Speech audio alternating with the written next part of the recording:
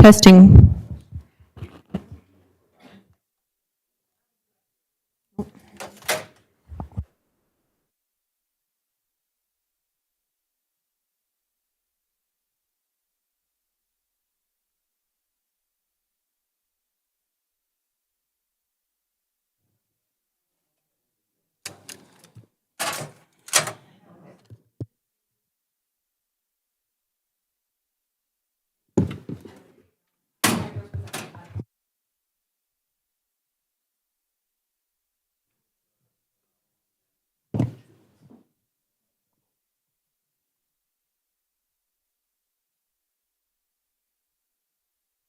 I'm trying to test the audio with that screen kind of.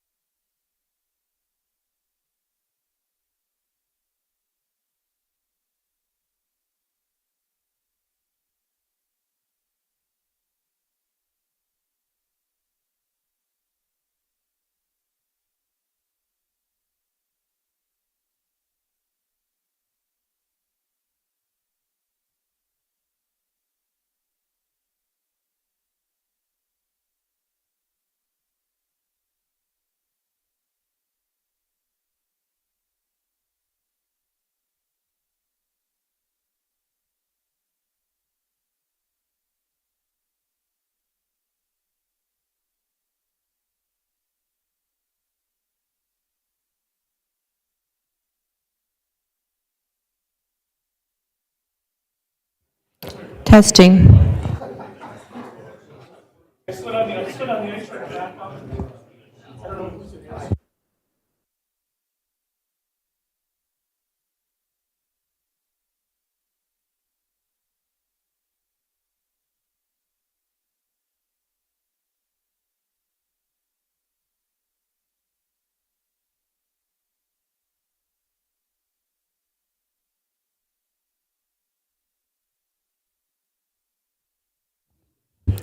Testing.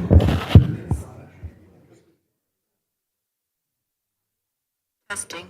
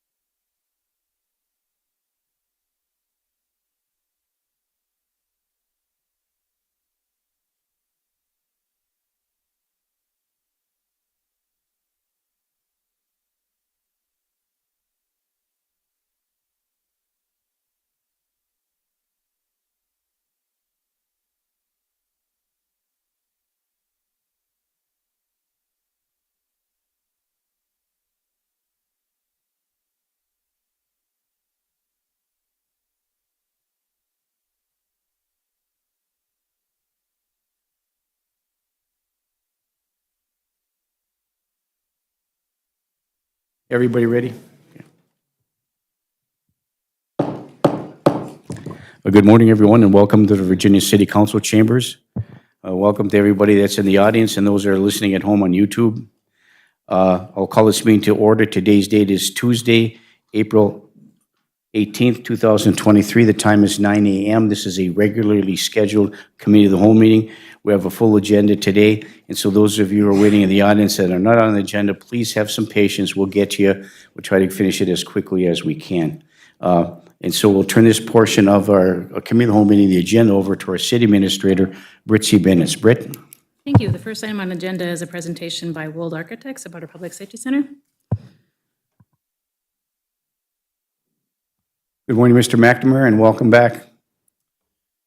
Good morning, Mayor and Council. So we're excited to be back today to kind of talk through the final development of the public safety facility. And so some of what we have going on today is a review.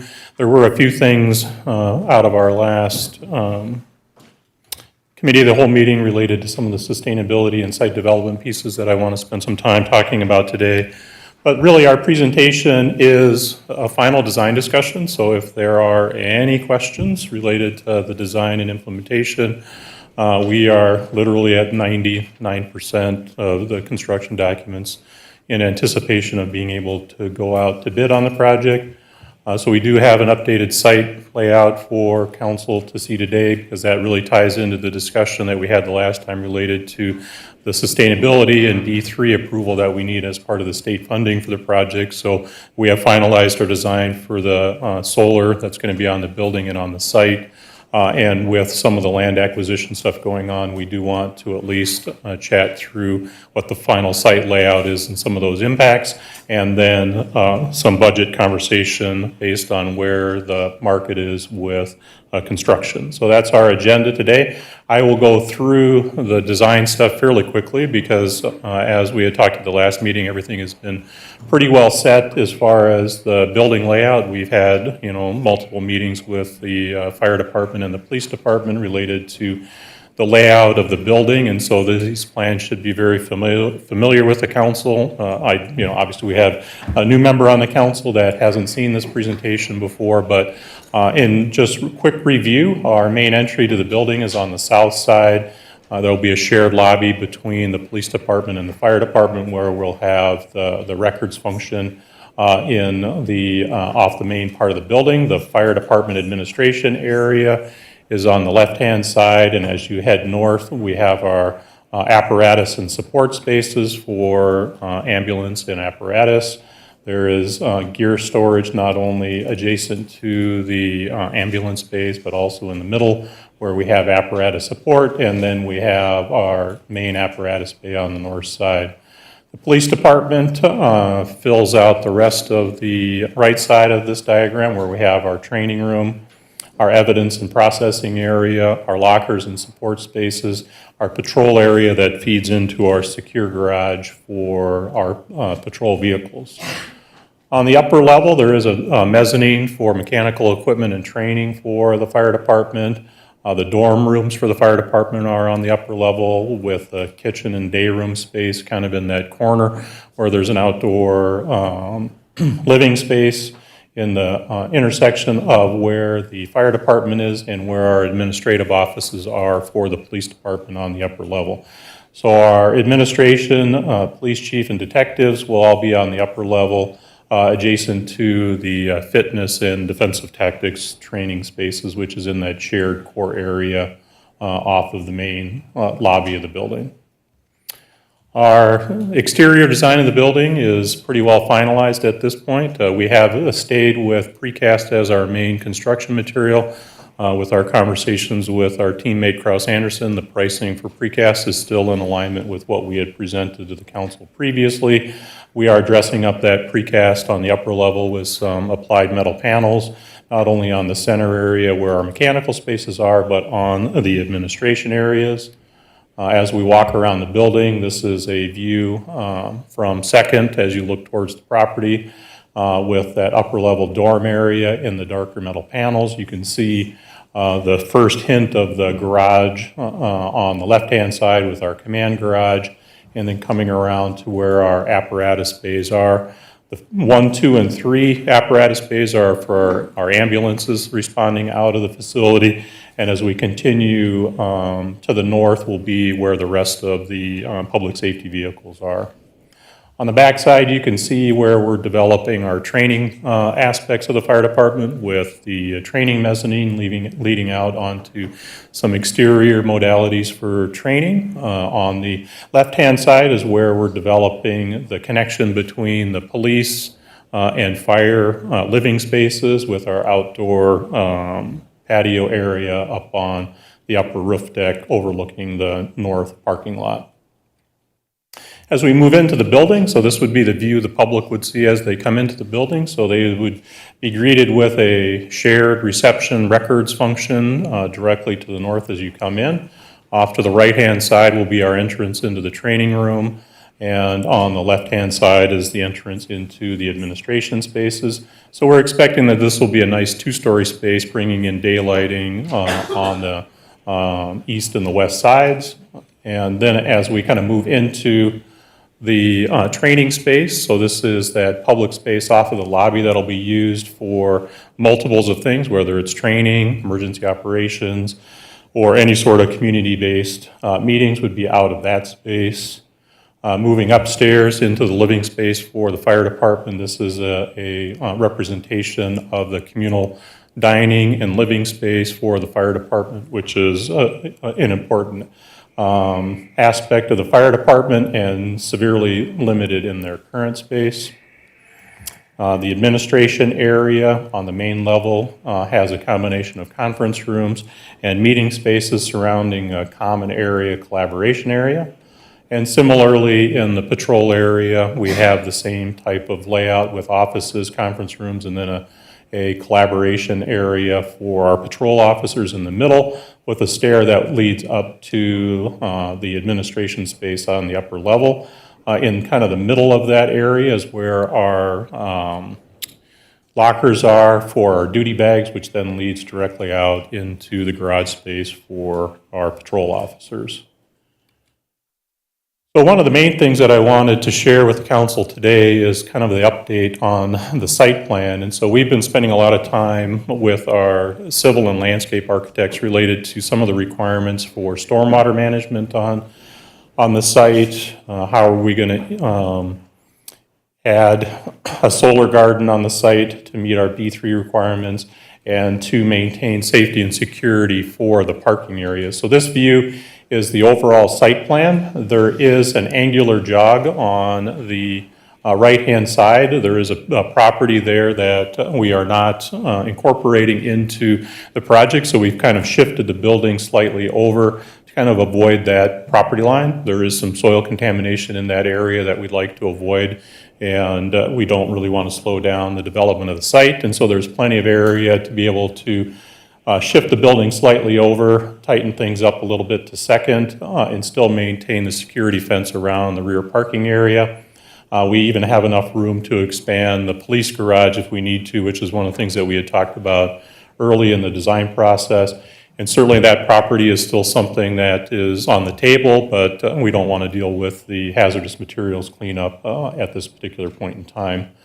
You can see the drive that comes out of the secure parking lot out on the railroad drive there. There'll be gates, ingress and egress gates at that location. And then the main public parking area is directly to the south of the main entry. What we've developed on the south part of the site is we do need to, in order to comply with B3, we need some sort of mitigation on the site for stormwater management. And so we are planning a drainage feature in that area. It'll be mostly dry, but it is a runoff area for the site, for the parking areas, the roof, et cetera. But in order to mitigate the size of that, we've also incorporated some tree areas into the stormwater management plan to try to keep the size of that down. But there will be a shallow depression in that area that at times will have water in it, but it's not going to be a pond, so we want to be clear about that. So there will be some times if we have heavy runoff, beginning of the season type of thing, there might be some water in it, but the idea is that this is an infiltration pond, and it also serves as a way to clean the stormwater before it goes back into the system. And so that's one of the main requirements for B3 for this project, and so I do want to make sure we highlight that. The other main site feature that is being driven by B3 is the solar area, and I'll talk a little bit more about that as we kind of continue with the site development of this. I did want to kind of highlight the fact that we are developing the corner on 8th and 2nd as an opportunity to put some sort of an art feature there, memorial of some kind. It is a little undeveloped at this point in time because I think that that would be a good spot for some additional community involvement related to what we might put out there. But we do have a concrete pad out in that area and some landscaping to be able to enhance whatever is put out in that area. And I also wanted to highlight where we have our security fence coming off of the north of the apparatus garage going east-west across A Street, and then it kind of comes down and jogs around that property we were talking about, and then ties back into the building around the squad garage. So that's the only fencing that we have currently planned for on the site to secure our public safety vehicles in that rear parking area. And then again, a blow-up of the southern part of the site. We are preserving some space along 10th Street for future development, should the city want to add additional site features in that area. We're only planning on landscaping it with grass in that area right now, but you can see highlighted in the background, there is enough space for some other features in that area if the city chooses to do that, but we are not budgeting for that in the project right now. But one of the big conversations that we had at the last meeting that I think bears some review is where we're at with B3. So we're in a good spot with B3, but the biggest challenge with the sustainability of this project is the fact that we need to meet 80% better than base code for this building, which is a little bit different than when you did the Iron Trails Center, because that was under a previous version of B3, which only required a 70% reduction of energy usage. And so while it doesn't seem like a lot, that is a bit of a challenge as you look at how we're consuming energy for this building and how we need to mitigate that. So just a little bit of math, if those that want to kind of follow along with that. I don't subscribe to be that person, but our engineers have told us that for this particular building, there is an energy standard out there which says for a police and fire station, the reference energy standard says that's 237.1 kilobtu's per square foot is the energy standard. And so we need to meet 80% better than that with our building. So you simply just take that number times the 0.2, which is the 20% that we need to do. That says that our target energy standard is 47.4 kilobtu's per square foot. So it's a significant amount that we need to reduce in energy usage for the building. Base code itself for the way that the building is designed would get us down to 68.5, so a good reduction just in standard building practices and some of the things that we've incorporated into the building, but that does leave us short by 21.1 kilobtu's per square foot per year for the building. And so it meets that 70% that you were previously aware of, but it does not meet the 80%. And so we need to make that 21.1 kilobtu's up somewhere. We had some conversations with the council related to wind, geothermal, and solar. Those are the three things that B3 says that we can consider for the project. Wind is just not viable in this location for a variety of reasons. It just doesn't map out correctly for that, and it would be a challenge with city ordinances to put something in there for that. So we didn't really explore wind on this site, but we did explore geothermal. And the challenge that we have with geothermal is the bedrock in this area is very shallow.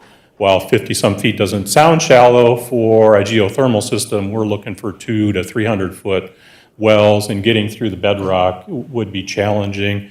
Our conversations with a couple of geothermal companies that specialize in this stuff said you could consider a horizontal system, but they wouldn't recommend it from a cost payback perspective. And so understanding that we had plenty of site area here, we've really focused on the solar solution for this building and have moved away from any sort of a geothermal on site just because of the issues related to cost and difficulty in putting the system in. Yeah, with a horizontal system, we still would like to be down at least 35 to 50 feet with those horizontal wells, and so we're concerned that we would hit some outcroppings and stuff like that that would really increase the overall cost for the geothermal system. So we have focused on a couple of things. We did explore the solar wall on the building, similar to what you've done at Iron Trails. It only really nets us about 5 kilobtu's for the building. So again, not a lot of cost payback for that type of system. And so we really focused in on doing solar on the roof where we can put it and getting the rest of it on grade. And so there will be a certain amount of solar on the building itself. So we are going to occupy a number of roof areas on the apparatus bay and on the main part of the building where Our consultants have told us that we can put solar and generate the type of energy that we need, but there is quite a bit of solar that we're going to have to put on ground. And so we are planning at this point in time putting a ground-mounted array, which is pretty common. Most of you have probably seen these ground-mounted systems. We are planning on putting a fence around it to secure it and keep it, in an area where you can maintain. We'll put a gate in off a railroad so that we can get in there and take care of it. But that ground-mounted array there will provide the remaining solar that we need in order to meet that 47.1 kilobTUs per square foot for the building. This is the most cost-effective way to do it, and we had explored ideas of doing covered structures over the parking lot, but that would add $500,000 to the project. That, because you have the amount of site area that you have there, it just didn't seem prudent to move in that direction for it.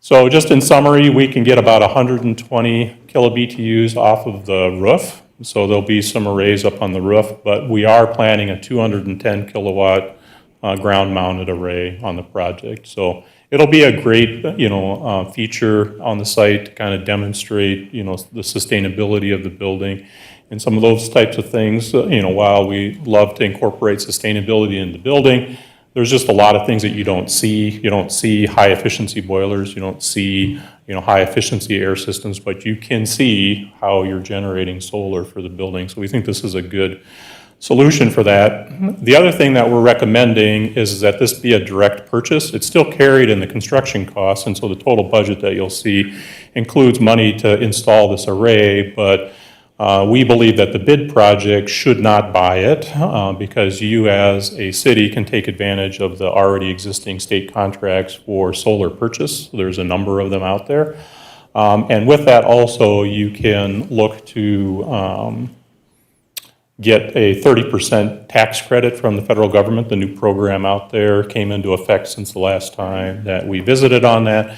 And so that would be a way to try to offset some of those costs. So we're not exactly sure how much that'll bring back because we don't have the final cost on the solar system, but once we get that contract in place, we'll have that supplier for that help with, some of those energy credits for that. And so when you see the budget, you'll see a line item in there for that. The construction itself does include the infrastructure, all of the stuff that's necessary for installing the solar, but there will be a contract at some point that'll come in front of the council to actually go into a solar contract with a contractor to install that. So we are still recommending that this is a good value for the city to purchase versus going into a power purchase agreement on this stuff just because of the tax credits and stuff like that that are out there. So one of the reasons why we are focusing on doing it on site is because we do have quite a bit of site area. B3 tells us that there is a hierarchy to making decisions related to a project like this, and what it does say is that if you can do it on site, you should do it on site.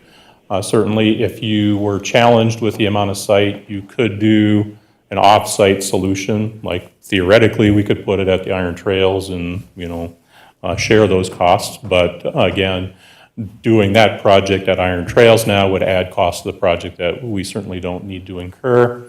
A third one would be a combination of off-sites and renewable energy credits. Again, I don't think that's a good value for the city. And fourth is to look for some tax credits. And so looking at that hierarchy, obviously we can kind of meet that first one. And so that's where we've been focusing our efforts on that. To go beyond that first one, we would need to have some conversations with the B3 administrators to ask for a variance to do that. But again, where we're at with the project budget and the amount of solar that we need, we think it's a good, we're recommending that the city just purchase it directly for this project. So with that, we are at the fun part of the project, which is my friend Pat will walk you through where we're at with the budget. We did have Kraus Anderson take our final bidding documents and go through that and make any updates based on inflation and some of the new things that we've included in the project for solar and some of that type of stuff. So the budget that you have in front of you is something that we've been working on with Kraus Anderson. Morning, Mr. Wirtz. Good morning. All doing well? Yep, can you just make your name for the record and who you represent for the Sorry. public? Thank you. Pat Wertz, project manager with Carl Anderson Construction. Thank you, morning. I'm attached, you're going to see the budget sheet that I gave. I blew them up, so if anybody with sensitive eyes will be able to see these nice and clear. So overall, I think back in, last April, we presented kind of a budget. We were roughly around 30 million or so, 30.2. So things have kind of changed a little bit since then. So these costs kind of built all the way through. There was some added site, like John mentioned on B3. There's some additional fencing, some of those things. A couple of building components, and then the biggest thing basically is kind of inflation and cost escalation. So roughly overall for the whole project cost right now is at 31.754 million. So up roughly around 1.5 from last April. So the biggest thing is kind of timing. Those are kind of the major changes on that would be the site and B3. We did adjust, since then we did have the site cleanup portion bid out. Roughly we were carrying around 1.1 million last time. Once we bid it all out, we were at 850,000 for that, so that number did come down some. So, but yeah, overall, you want me to walk through each line item, or I don't know if that's necessary, but.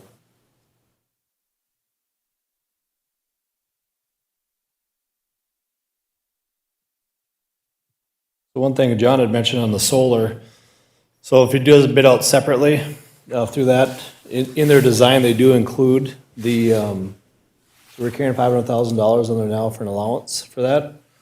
One thing that they will have figured, so for the solar roof, their old structural engineers will design it so they can allow for the load for that. So that's already included in here as well. So there'll be no additional building costs for that.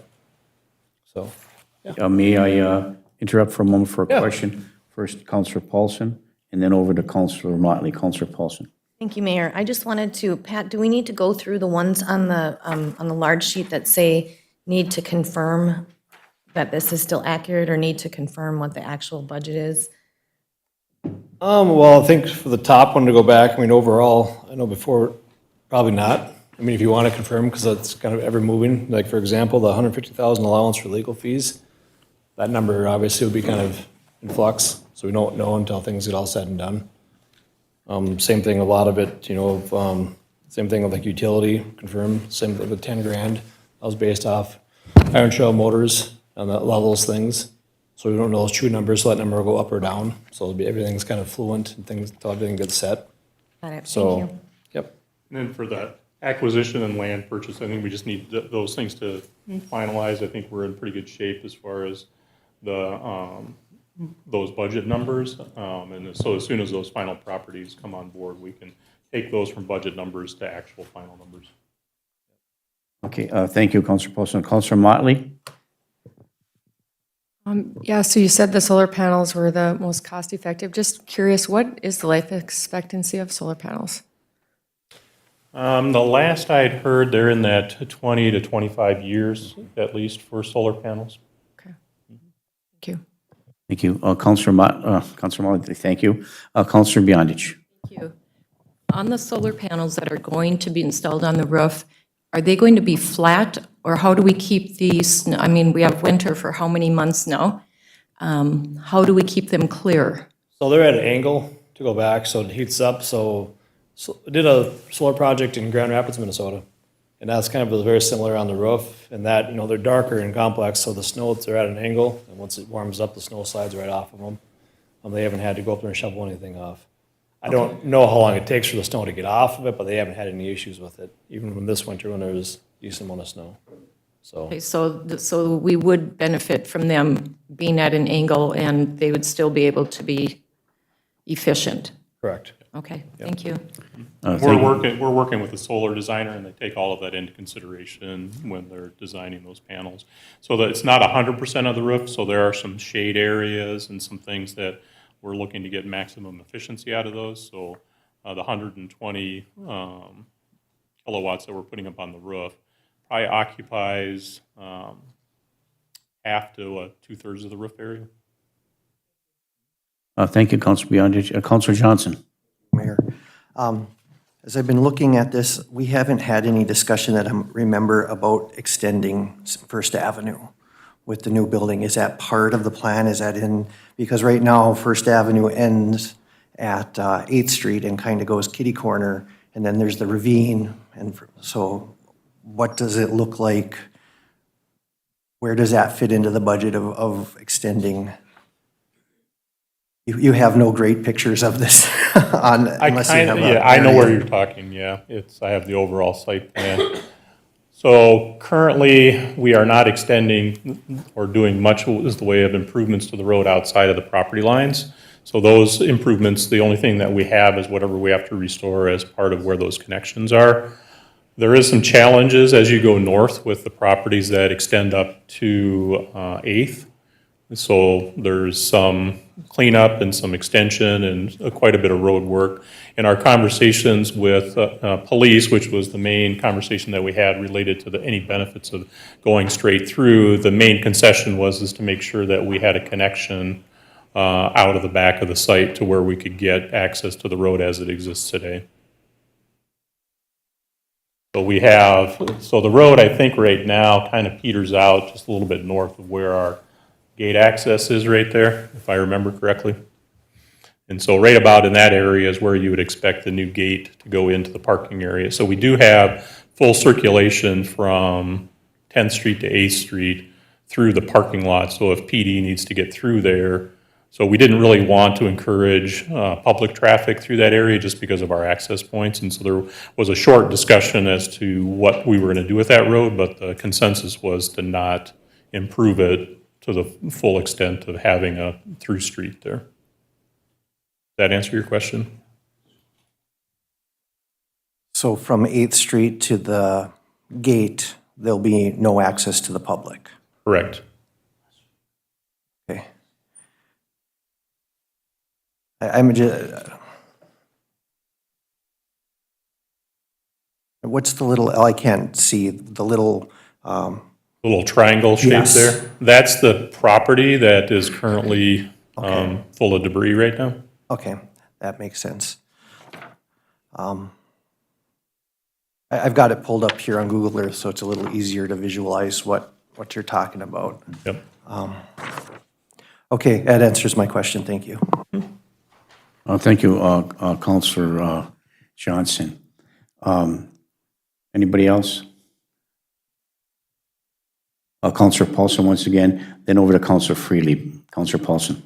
Mayor, so as long as we're on those slides, that's where I was gonna wait, but we'll go back. So I guess I jotted down, could you walk me through where the public parking access is? Like, where would the public come to pay a parking ticket or come in to file a police report? Where would the general public be entering? Yeah, so almost mid-block between 8th and 10th is the main public entrance to the building. Is that on Second? Yes, it is. Okay, so when we're seeing that curvature coming in and then to the north, or excuse me, that's to the south.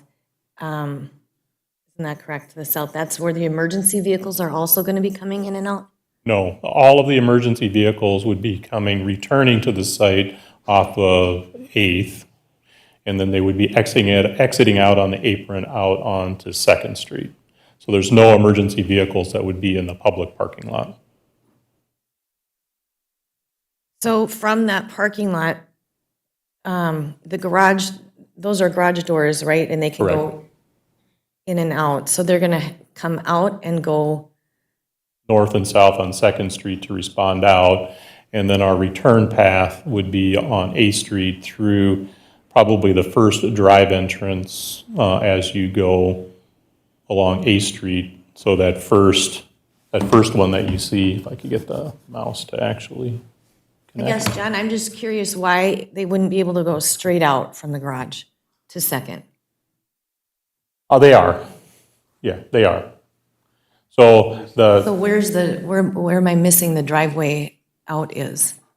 it's that in the middle of the block there, there's the gray area there. Okay, I'm turned around then. I'm thinking that this is Second. So this is Second over here? Correct, yeah. Okay, then I'm turned around. Okay. Sorry. No, my mistake. So we've always talked that our main egress from the fire station is out onto Second Street where they could respond north and south and quickly get in and around. And Eighth Street is where we would respond back to the station.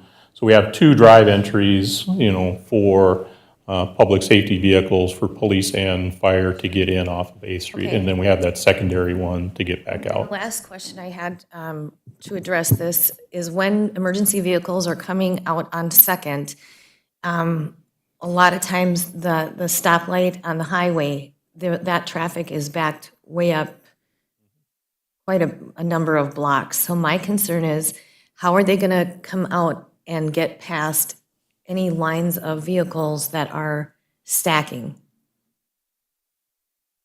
We would need to have a conversation with whoever owns the traffic signals on Second Street, to see about whether or not we would want to put in an Opticon. We are not currently planning on an Opticon as part of the project, which would then change the lights in the direction that we want them to go. So if you want us, we can certainly explore that, but we haven't included the cost for signal control in the project right now. Where the location is, do you foresee that being an issue? I mean, traffic does get backed up past that Clark station Yeah, I think. quite what- often. And I think what happens now, where if they were responding on Second Avenue from the current location of the fire station, same thing occurs. They pull up along, and it's a stacking issue. They use their red lights and their siren and those kind of things and to gain access to that. So it's the same problem as they're experiencing now. And we would experience the same thing with this new public safety building provided. And even if they had that Omcron system where they could turn the lights from red to green, that's something we would explore the state of Minnesota under the emergency access protocol, and we still have to contact them with respect to that. But the stacking still occurs regardless. Right, I just want to have the ability to change that light from red to green. Yes, that has been discussed. So as soon as the garage doors open, they have the ability to turn that light on Second Avenue to green to clear out the intersection. Okay. And then as they start pulling out, hopefully theoretically, people will have moved. And I'm thinking that towards our public entrance down by 9th Street, we're probably going to need a flashing warning emergency vehicle sign. Got it. That also flashes with the Opticon so that they know So there's that's no coming. action step that Wold needs to take? We Not at can this handle point. it? Okay. Unless we were going to make major changes to signalization along Second Street, but that would be something we would recommend outside of this project because we want to try to contain ourselves within the property boundaries. Correct. And in previous meetings, we had discussed that with our city engineer, that we would do that as part of our project, not necessarily Wold's. And then I don't know if you want to let me do one more. Are we talking about this yet, or is that a George Eilertson piece? Okay, then why I'll George is hold. That'll be, you. hang on, Yeah. stay tuned. Yeah, Okay, and, anything else, Councilor Paulson? Mr. McNamara? So the only thing that we have left before. Well, if George- I may interrupt just for a moment. Of course you can. Apologize. I think Councilor Freely had a question as well. Councilor Freely? Pretty inconsequential, more curiosity, and it doesn't matter because I'm gonna be long gone, but what's the anticipated lifespan of a precast concrete construction versus brick and mortar, now that we're seeing brick and mortar being torn down 100 years later? Is there an estimate on that, or is it new enough construction that we don't know that? For the pre-design report that we submitted to the state, we stated a 75-year life expectancy for exterior building materials. I would say you could get longer as long as you continue to maintain your buildings and you keep water out. Water is usually the one that causes failures in the exterior envelope. That's why when brick starts to fall off, that's usually because there's a water issue coming into the exterior envelope. Then last quick question, the outdoor patio area, is that gonna be a covered area, or is it gonna need to have manual labor to clear snow during the season? Or will it not be accessible during the winter? It'll be limited in the wintertime. You'd have to do some clearing. We do not have a roof over it. There will be some shading just based on its exposure and stuff like that, but there's no roof structure planned today. The only other thing we have in our agenda today is just to kind of talk generally about schedule, which will then be a good segue into the financing conversation. So I've kind of taken off all the design stuff because in my mind, we're pretty well done with the design process. And so what we're looking for is at least an understanding or at least an idea as far as overall schedule, because that's usually a good segue into kind of the timing of activities. As I said, we're approaching kind of that mid to late April, approaching May, and so we're working on the final construction documents right now. Kraus Anderson has a set of drawings, but they'll get yet another set as we get to the end so they can work on their work scopes and stuff like that. We're looking for some direction today that we're gonna probably look to ask for formal bidding of the project as we get into that May, June timeframe. You can see in there I have a fairly protracted bid schedule because there are a few moving parts related to the final land acquisition piece of it that need to finish. One of the big hurdles related to the legislative session related to the tax bill is, hopefully behind us at this point in time, which will allow the USDA process to continue. So our discussions have been to have at least a 45-day hold on all the bids so that we have some time to get some of that stuff done. Obviously, the financing needs to be approved before you move forward. So there is a little bit of flexibility in there, but our goal would be is to be ready to start the site prep and some of the major construction work coming into late summer and winter, early winter, if we can get all of those approvals in place.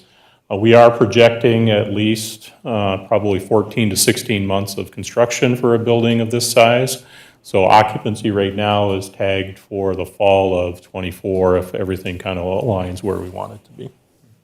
So with that, we would answer any additional questions, or if you want to call George up at this point in time, we are open to additional questions or the next part of the presentation. Seeing no other lights on, thank you, Mr. McNamara. Thank you, Mr. Wirtz. Mr. McNamara from Wold Architects, Mr. Wirtz from Kraus Anderson. And now next up on the agenda is Mr. George Eilertson regarding the finance piece. We have in our packet this information. Britt, anything else? Okay. Good morning, members, Mayor, members of the council. George Eilertson, Northland Securities. And I believe a hard copy of a tax impact statement has made its way around the table. Some blue shading on that, council. So good to put all these presentations together this morning. Our figures are working right off of the numbers put together by Kraus Anderson. As you can see on, well, not to make you flip back, but the net amount after. Yep, 31.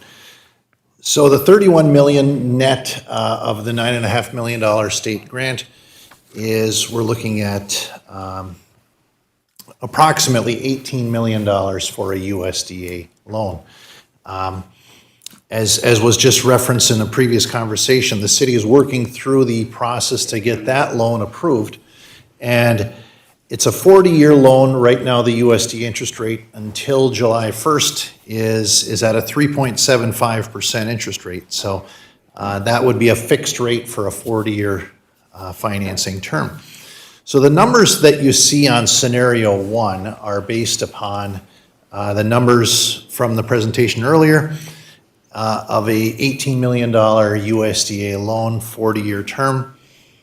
At the top of the sheet in the bond overview, the annual debt service requirement is approximately $933,000. Working with your finance director and your city administrator on reviewing existing debt, as we work our way just down that sheet on scenario 1, you can see 933, 548 carry down, and then in the brackets is 2 bond issues that just realized their last bond payment. So February 1, the 2008 and 2012 bonds, which were levy-supported bonds, made their final payments. So that was $443,000, council, and amounts to approximately 46.5% of the overall levy necessary for this project. So the nice thing there, council, is if we look at this from a overall debt standpoint, you'd be raising the levy, the number just below that, the $499,000 would be new levy necessary to support this project. And so working our way down that sheet, then the first group of properties is the market value of residential properties from $75,000 up to $350,000. That would be the respective impact on those market values of property. So for example, a $150,000 market value home would see their taxes go up $127 per year to support this project. At the bottom of the page is the commercial industrial properties. And certainly if we're not hitting every market value property, you can let me know or let Britt know and we can run other numbers. The scenario 2 to the right of that, Council, I should pause for a moment and see if there's any questions on scenario 1. Scenario 2 then is kind of the, I would call it kind of the best case scenario.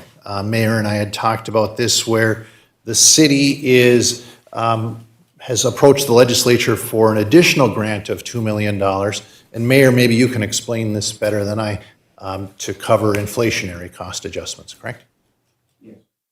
Yes, thank you, George. The legislation that's before the legislature right now is for a cash allotment or allotment of $2 million, either in cash allotment or a secondary bonding bill for the inflationary costs associated with the materials for the public safety building. Obviously, it's not going to cover the entire amount, but asking for $2 million, that's still in the cash allotment. We'll know by mid-May or the third week in May if we receive that. I did testify at the Capital Investment Committee with respect to that, and it went through there. It's still alive and moving forward, along with, and I might as well give you that as long as I'm here, with our debt levy exemption request through the state legislature, through the property tax committee.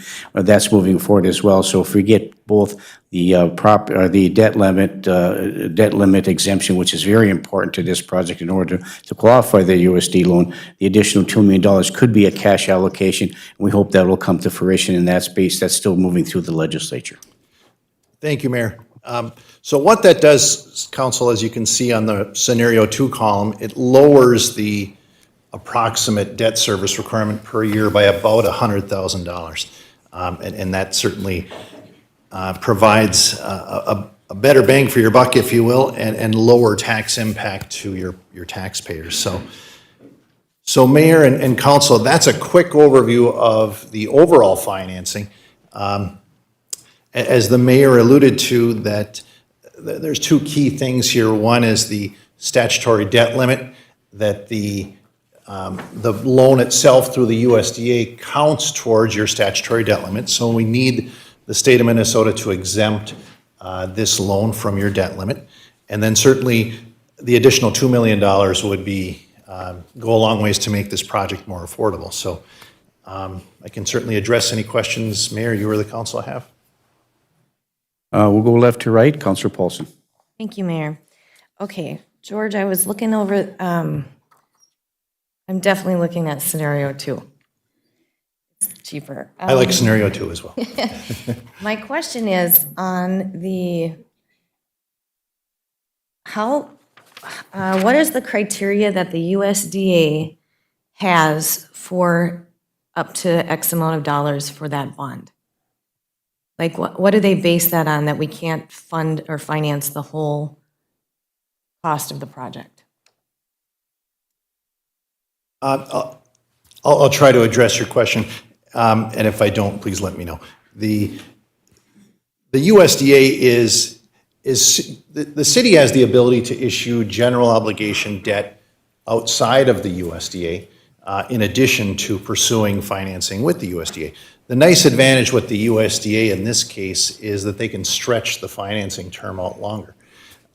We can go up to 40 years for USDA financing.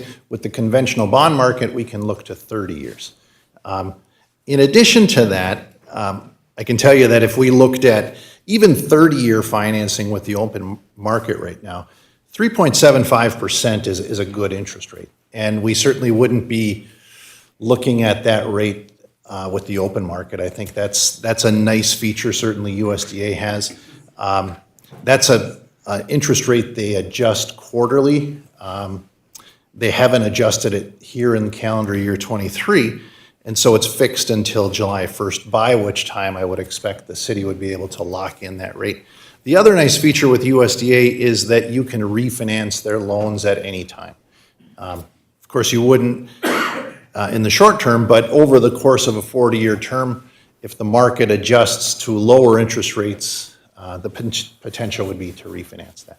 So what prohibits the USDA from giving us the full amount at 40 years, the full amount of the project cost? What was that based on? I can't remember. They require, well, let Britt answer that. Go ahead. Is that's why we had to ask to raise our debt? The reason we have to ask to raise our debt limit is because of, like, a credit score, we only have the credit capacity to do $11 million right now by 11? ourselves. Yep, to buy ourselves. So we need the statutory limit raised to allow us to do a larger than $11 million loan from the USDA. Thank you, Britt, and I'm sorry I didn't answer your question. Yeah, and just to follow up on that What too. I'm getting at is when we just had our tax meeting, our Virginia's estimated market value has increased significantly since. So did they go based on that? And could we then, could we ask for more funding from the USDA other than that 18 million? And what I'm trying to do is make sure then that, I mean, is your payment going to be the same whether it's a bond at 30 years or the USDA financing at 40 years? That would be your net debt service. Well, I mean, it would be your average annual debt service. Sure. In the interest of making the project the most affordable, that's why the pursuit of the 40-year term was done. Sure. If we had that same 18 million at 30 years, I don't have the numbers here, but certainly debt service would be higher. And to follow up on Britt's comment that certainly with the USDA, we're asking for the total non-grant funded portion of the project. So in Kraus Anderson's breakout, they've got not only the state grant, but other more local sources of grants identified. So the net amount or loan, if you will, loan or bond amount necessary is that 18. And Okay, so that is the full balance, the full amount is Yes. going to be financed through the USDA for 40 years at 3.75 fixed rates, and that can be refied down the road if need be. yes, Okay, and then the difference on the annual levy, so the bonds that are retiring now, that was I guess, so could you explain, George, on that annual levy required following the retirement of the 2008A and 2012A bonds? Why does that shift? Is that because of that $2 million scenario then? So you have less? yes. Under scenario 2, it would be the same reduction in the 2008 and 12 bonds. And then debt service is about $100,000 a year less with that $2 million grant. Okay, so we're retiring,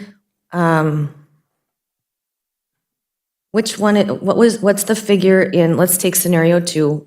What are we retiring that we have as I would call it a cush? It's not a cush, but you know what I'm saying? Existing payments. Existing, yeah. Yeah, that would just keep rolling over. Yes, you have two existing, well, you just paid them off, actually, the 2008 bond Yep. and the 2012 bonds. Sherry, do you recall what those funded? I know that one was various capital improvements around the city was one of them. The other, I believe, was like city hall renovations along with other. 2008. Yep. So, That total was how much annual debt service? so that's the 434,000 between the two. Okay, bonds. that's what I was wondering. Okay, Yes. so that's the 430. So we would be doing an additional 395,985 of annual debt service with scenario 2, and then the tax impact on property taxes is followed by that. And there's no other way to minimize that at all. Well, so based upon scenario 2, we've got, like you just explained, that you've got two bonds falling off. You would have an overall levy if those two bonds didn't exist, the 2008 That's what I'm and getting at, yep. 2012. Sorry, Mayor. So if you already have a levy of 434,000, and yes, that's dropping off, but you're continuing that and then adding the 395 to it in order to support this project. Now, is there a way to make the 395 lower? We're already moving the financing term to the max at 40 years. So that wouldn't be a way. Future, if we can lower the interest rate, would be an avenue.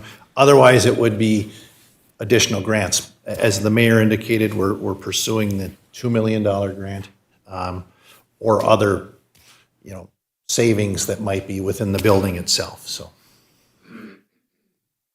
I'm just really struggling with that tax impact. I just am very much With what? struggling with the tax impact. Either or scenario, when we just had property owners that had the property owners that were here had quite large increases from 23 to 24. So I don't know if there's any availability for further grants. I don't know if the IRRB would ever consider, or have we exhausted all of our grant We have about another 500,000 coming from that RRB and infrastructure, but in the $31 million project, that's a small drop in the hat. And we've succeeded in getting 1/3 of the project funded by grants, so it's very hard. I mean, we could try to get to a half, but we're still never going to get to a full 100% funded by grantors. Thank you. And real quickly, the main issue here for us, for this project to move forward, is this scenario here, one or two, well, hopefully two. But our debt limit by state statute is old and antiquated. So it's 3% of the total estimated market value of your property in Virginia. And at that time, it was $394 million some odd dollars, minus 0.3%. So that equates to about 11 million, maybe 700,000, about $11 million. That's all we can, our bond debt can be. So that's why at the legislature, we're asking for that exemption. Without an exemption, this project does not go forward, regardless of whether it's based on $493 million that's been currently proposed in our estimated target value by the county for next year. But we have to work on this year's project still. If we don't get that debt limit exemption, this project doesn't go forward. So both these scenarios have to move forward, and it does have a significant impact on the taxable market value of properties moving forward with respect to the levy. And that's why when we look at property tax values that were awarded by the county, there's challenges for us to make adjustments in that regard and continue to search for funding that could be available in the future to help us offset some of those costs. Am I correct, George? Yes, thank you, Mayor. And Mayor and Council, one item to add to that. Only debt that is 100% supported by property taxes counts towards this debt limit. So when you think about the convention center project and the debt supporting that, that's exempt from the debt limit because we have sales tax revenue covering that. Or if there's utility type debt, also exempt. So just 100% levy supported debt. Street projects are another one that's exempt. Yes, street projects which have assessments are also exempt. Thank you. Anybody else? Councilor Motley? I'm understanding these scenarios, and I also hope scenario 2 is where we're at, but I think there is going to be a lot of unhappy taxpayers when they see this, if this goes through. If there is anything we can do, I totally agree with Councilor Paulson. If we can exhaust every possible grant option we have and do whatever we can to lower this. I mean, people are feeling the burden of multiple things and also paying for the school. So if we can, and I think of a guy that I door knocked last year, and he literally sat on his front porch and begged me not to raise his taxes. And I just see this guy in my head, and to see this it's gonna be hard for a lot of people. But I know we need a public building, I get that, but this is gonna affect a lot of people. Thank you, Councilor Motley. Councilor Beyondich. And I know when we started this project, the cost was a lot less. $6 million less. I know we had worked on trying to shave off what we could from this, but my question is, every year for our, let's say, wish list, we put this public safety on every year. Can we continue to do that? And have we done that every year, made this our number one priority? That's what I remember we talked about, was it 2 years ago, that this public safety building has to be our number one priority when we go and ask for money. So we did get that one, we got our portion. Was it a number one priority this year? Will it continue to be next year? Can we keep asking for that? And how would that affect this? I can answer it partly, Councilor Beyondich. There are options within the legislative process and funding sources that that have not been exhausted that we could apply for. Going back to the well for bonding, for additional money for bonding, the state has indicated that, and not to say that it wouldn't happen, they don't bond, they don't give bonding money where they've already given bonding money for a specific project, because then you're asking the state to fund your project moving forward. So they don't do that. But there's other monies that could be available, like we're getting money for grants from the RRB. But there are some funding sources at the legislative level. This $2 million is an example of that, where we're asking if we can justify the need for that in the form of the inflationary costs that are experiencing with public buildings, with public infrastructure throughout the state of Minnesota. There's money set aside for that. And because they've already funded a project, they're likely, according to the legislative representatives, they're likely to continue to fund that project so it doesn't fail. They don't want to lose their $9.5 million and they have an issue. So there's funding sources that are available, Councilor Beyondich, but we just have to seek them out and see. And we're at the legislative, where they're at their discretion, what they want to do, but we will continue to, of course, to request and look for additional funding. Hopefully that partially answers your question. It partially does, but I know each year when we're asked what our priority is, and we've put this on our priority list, is this revisited year after year? And because when I asked just, 2 months ago on the total cost of this project, it was, I think I had it written down, it was like at 27 million, 28 million, and now we're at 31. So we keep taking jumps, and I was hoping it was the lower of what I was told just a month or two ago. So when I opened this and saw this number, I was a little surprised. And if it is the cost, and I'll go back to my original question, do we ask in our priority list for the public safety building? This is a building we absolutely need. And we keep saying it's our number one priority. Is that what we are asking for every year when we ask for monies? The last 2 years of the budget, the bonding cycle that didn't come to fruition last year, and the bonding cycle that doesn't look like it's going to come to fruition this year, most likely a cash allotment from the legislature on funding requests. But yes, that has been our priority, and I think it was Councilor Johnson, if I recall, who made the motion that we use the public safety building as our priority for funding. If we're asking for funding from the legislature, that is our priority. And when we approved at the city council a budget of $29 million some odd dollars, we approved that. That's the maximum budget moving forward. With the inflationary costs associated with that, that's why the $2 million added to this 29.8 covers the costs associated with the increases of up to $31 million. So that has been our priority in the past, and will be up to us as a council to determine if that continues to be our priority in the future. And I think it needs to be our priority going forward. This number is way more than I expected it to be. Thank you. Yeah, and it's funded by the taxpayers, so that's a good concern we all have. The other projects aren't. So thank you, Councilor Beyondich. Other questions, comments from the council? George, anything else?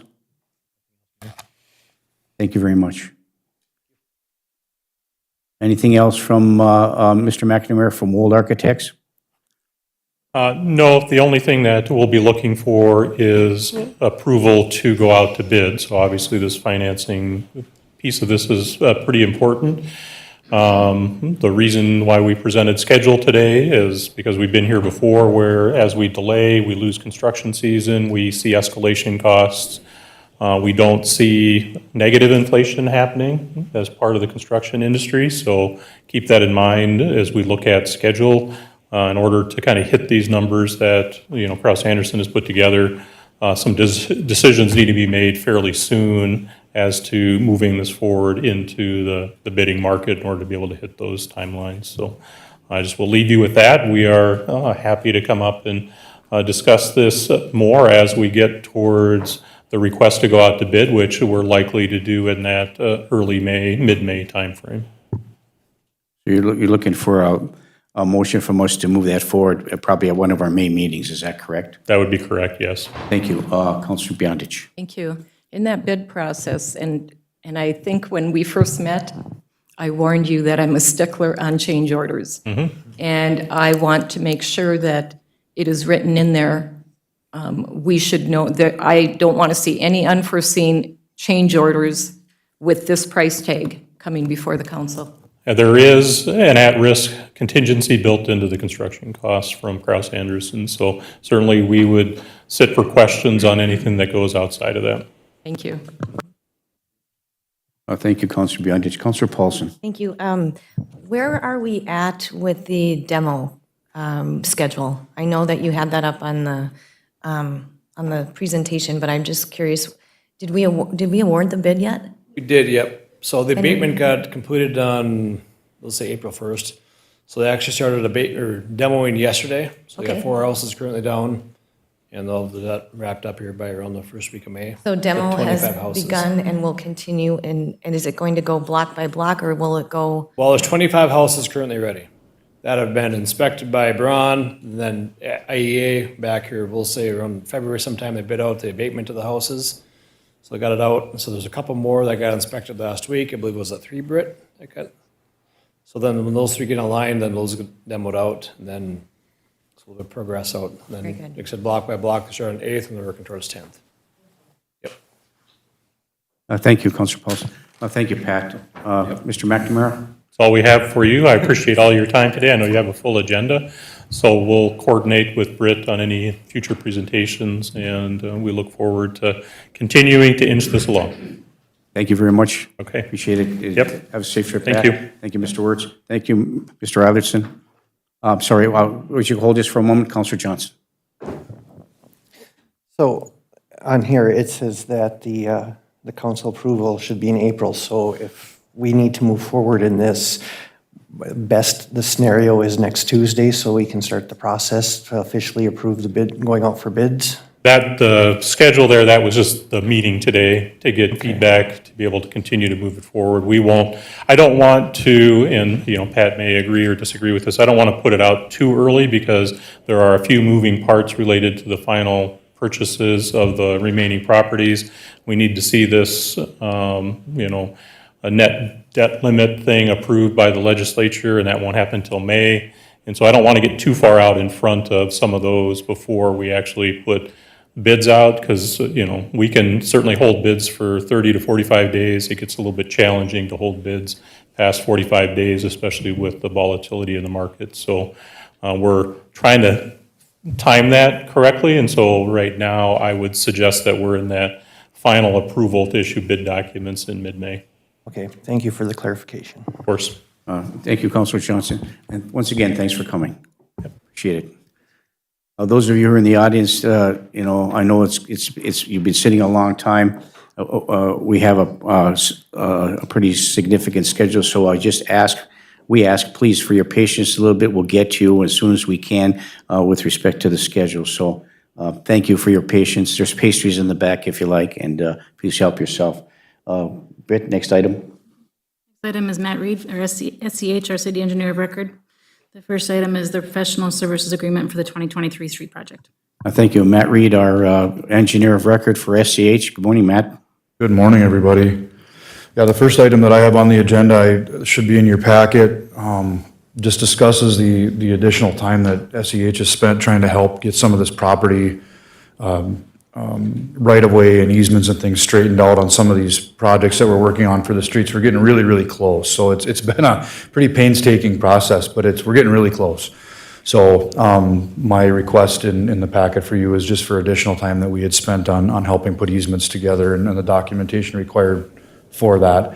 And then in addition to that, just knowing that, so I don't have to keep doing this every couple months, knowing that we still might have a little bit of time left, I included some additional time that I'm hopeful that we can just do on an hourly basis with a not to exceed on it, of course. That if we have to spend any more additional time on it, maybe we won't, but just in case we do, I wanted to try to be out in front of that. So I can answer any questions you might have if you have any. Okay, thank you, Matt. Any questions from the council you have in your packet? There are requests from SCH with respect to the project time on these projects. Councilor Paulson. Thank you, Mayor. Matt, in the packet, 2B, total project is 118,000. Was that the anticipatory cost on that, or is that? That's the next item. Oh, sorry. That's the Alcott, sorry, that's the next item. Okay, so this is basically just, we don't have to, what do we have to move forward today for the first item? Your request for the additional time. Just the time? The fee that Matt had put in his memo was 10,600, and then if any additional cost above and beyond that is an estimated amount of 3,500, up to 3,500. Okay, I'll move to approve. Okay, Councilor Paulson moves to approve, supported by Councilor Johnson. Is there any further discussion?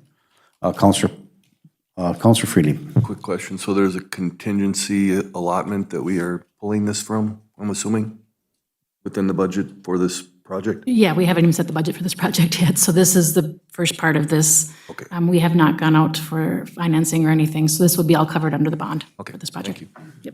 Yep. Thank you, Councilor Freely. Has been moved and supported. Is there any further discussion? Hearing and seeing none, all those in favor signify by saying aye. Aye. Aye, opposed, motion carries. And next item, please. Thank you. The next item is the Alcott Park entrance. You. And that is what Councilor Paulson was referring to. So there's a couple of documents in your packet. One is a cost estimate and one is a couple of plan sheets showing what we're looking at doing to the north entrance off of 9th Avenue or 9th Street, into Alcott Park. And so the Park and Rec Department's been working on getting some funding, and Brian can elaborate on that if you need him to. But we're looking at just getting authorization today if we could advertise for bids. We'd like to get the advertisement out ASAP. This came up kind of in short order. So we'd like to try to get the first ad out on this coming Friday if we could. And then we'll bring the bids back sometime in middle to end of May. We try to hit the committee of the whole meeting, the second committee of the whole meeting in May to review and if everything comes in okay, hopefully approve. Basically what we're doing is the entrance on the north side currently just has a fence coming up to the existing blacktop. And what they'd like to do is they'd like to construct a couple of those stone pillars like what are on I guess I would say it's closer to the intersection of 9th Street and 9th Avenue. There's some stone pillars there, and they'd like to construct those with a decorative arch over the top, identifying it as Alcott Park. And then in order to do that, we would have to we would like to widen the entrance itself and change the way it comes into the park. And that's what's reflected on those plan sheets. So to your question earlier, Councilor Paulson, the estimated costs at this point for construction with a contingency are around that $118,000. And while you're looking at that, there's some significant funding that's come from other entities with respect to that. But as our Park and Rec Director comes forward, Councilor Paulson. That I'm sorry. was exactly my question. So I want to know how much funding and what the sources are. Yes, we have three main funding sources at this point. The Brewfest Committee, which you know is the nonprofit that hosts Brewfest in Alcott Park every year, they have pledged $30,000 to this project. The Virginia Community Foundation has pledged $29,000 and change, And then we've also received a grant from the IRRR for this project in $20,000. In addition to that, there have been several private citizens that have made some donations to seeing this project come to fruition. And we are still in the process of applying for some additional grants. The reason that we are bringing this to the council today is because both the Virginia Community Foundation and the IRRB grant require that the project be done this year in this year's construction cycle. So we have to be done with the project by fall. And we all know how long it takes to bid things out and everything, so we're not wanting to wait too long and not have the funds available and be back at square one of wanting this project rather than potentially being able to see this project come to fruition. Thank you, Brian. So the $118,000, there's some money coming in with respect to that, as you indicated. So, Matt, please continue. Unless there are any other questions from the council with respect to that, I think the request is to move forward with the approval of that $118,000 project with the understanding that we have grant money coming in, private citizen donations coming in with additional grant money to come within that $118,000 request to go out, right? Yeah, I think we're just looking for authorization to advertise for bids, and then, of course, the council will have the opportunity again to review those bids once they come in, make sure everything financially is there to be able to do the project. So the goal today is to hopefully pursue or approve to go out for bids, advertise for bids. Councilor Motley. I'll make the motion to approve bidding. Okay, Councilor Motley moves to approve. Is there support? I'll support. Support by Councilor Freely. Further discussion, Councilor Johnson. Mayor, as we're moving forward with this, I just want to make sure that we've looked at what it's going to look like for traffic coming in and out on 9th Avenue, sight lines with those big pillars at the edge of the park, all that stuff. And I would hope that your computer models take that all into account. Yeah, they'll be set back far enough where it shouldn't affect sightlines. You should be fine. I will support the going out for bids. Thank you. Okay, well, it's been moved and supported, moved, I think, by Councilor Paulson, supported by Councilor Freely, and there was any further discussion? Hearing and seeing none, all those in favor signify by saying aye. Aye. Aye, opposed, motion carries. Anything else, Matt? I have nothing. Thank you. Thank you. Britt? The next item on the agenda is review the quotes for the purchase of USAR life detector equipment for the fire department.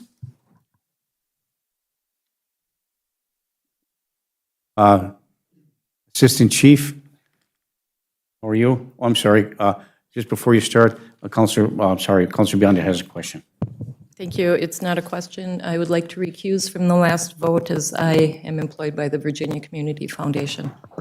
Okay, thank you. I don't think it's necessary to do so, but it shows it's recused, so the vote is 6 ayes and 1 recusal.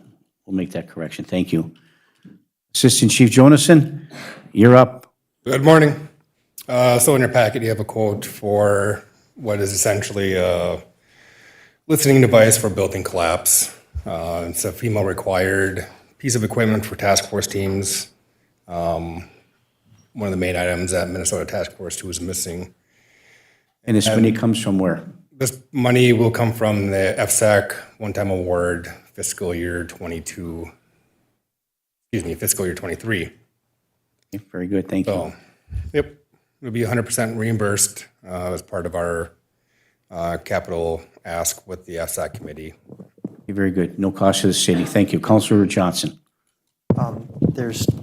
Is this two of them, 2 bids, and you want the $18,000 bid? Is that what I'm looking at? Less expensive of the 2 bids, yeah. I will move the quote from Safeware for $18,256.88. Okay, Councilor Johnson moved to approve $18,256.80 purchase, which is fully reimbursed to the city. Is there support? Support by Councilor Freely. Any further discussion? Hearing and seeing none. All those in favor signify by saying aye. Aye. Aye. Opposed? Motion carries. Thank you, Chief. Thank you. The next item on the agenda is approved to advertise for the request for bids for the heating and air exchange project of the Public Works Department. So moved. Move to approve by Counselor Johnson. Is there support? Sup- Support by Counselor Barnzelli. Is there any further discussion? Hearing and seeing none, all those in favor signify by saying aye. Aye. Aye, opposed? Motion carries. Item number 5 is review the recommendation for cash payments for monthly fitness club memberships, and this is from the April 4th, 2023 meeting.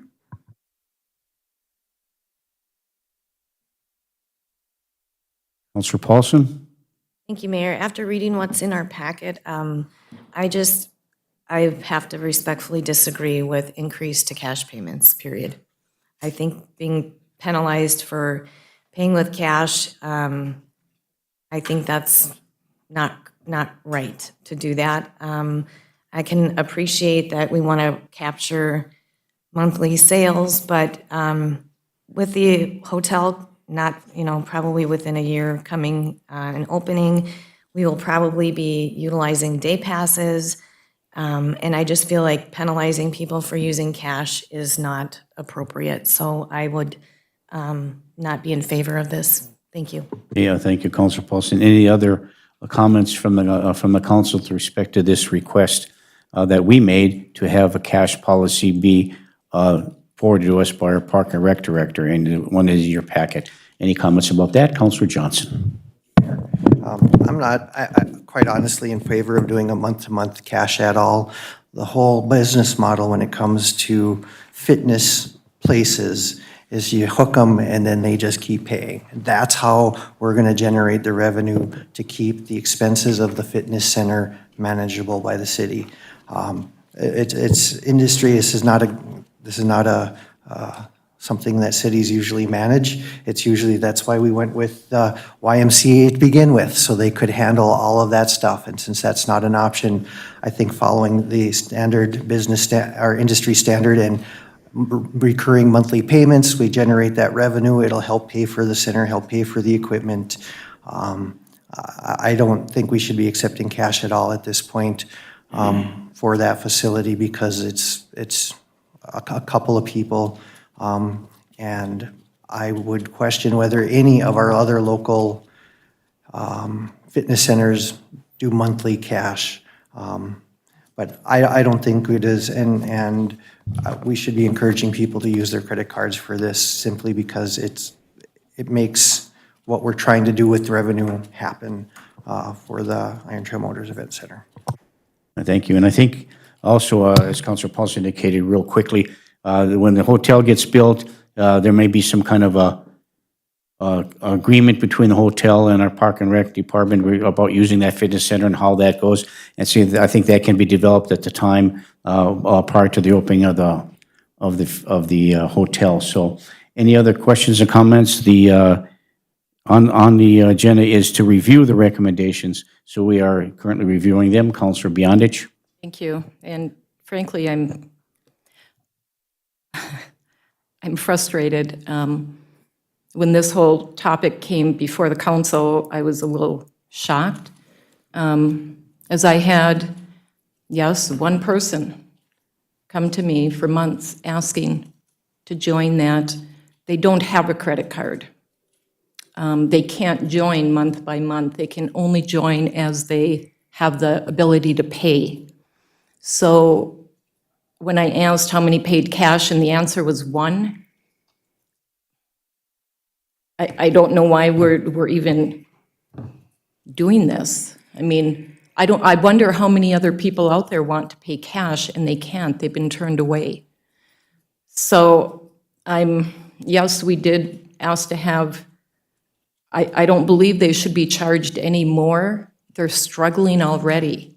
We are trying to help. This is an elderly gentleman that he did belong to the Y, and that's the only reason he came to me, and I'm happy to be a voice for him.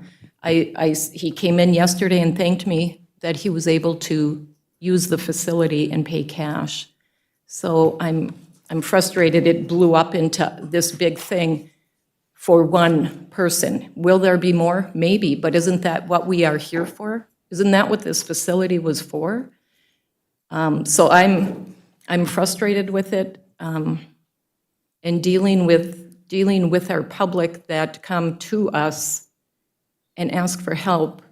It's disheartening that this whole thing even took on a life of its own, I should say. Paying cash, for some people, that's the only way they can join something or have something. They don't have credit cards. They can't take and have somebody take money out of their account monthly. They don't have that ability. So I will stand up for him, and I will say, I don't think we need to charge any more for cash.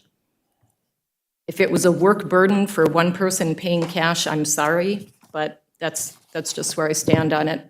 I will support having him continue to pay cash with no extra charges. Okay, we're reviewing the policy. There's no motion one way or the other on the table. We're still in the review process. Counselor Paulson. Thank you, Mayor. I'm going to move to accept cash payments at the current rates. Support. The current rate as proposed with the additional fees? No, the current rate as it exists now for membership, which is 25 for individual, Okay. and whatever the current rates are, not increasing. So I'm moving to accept cash payments at the current rates. Okay, moved by Counselor Paulson, supported by Counselor Beyondich. Is there any further discussion? Counselor Johnson. I won't support this because we don't have the policy in place. We need to have a solid policy that says that if we're going to accept cash payments, they will be, and how they'll be processed. I don't see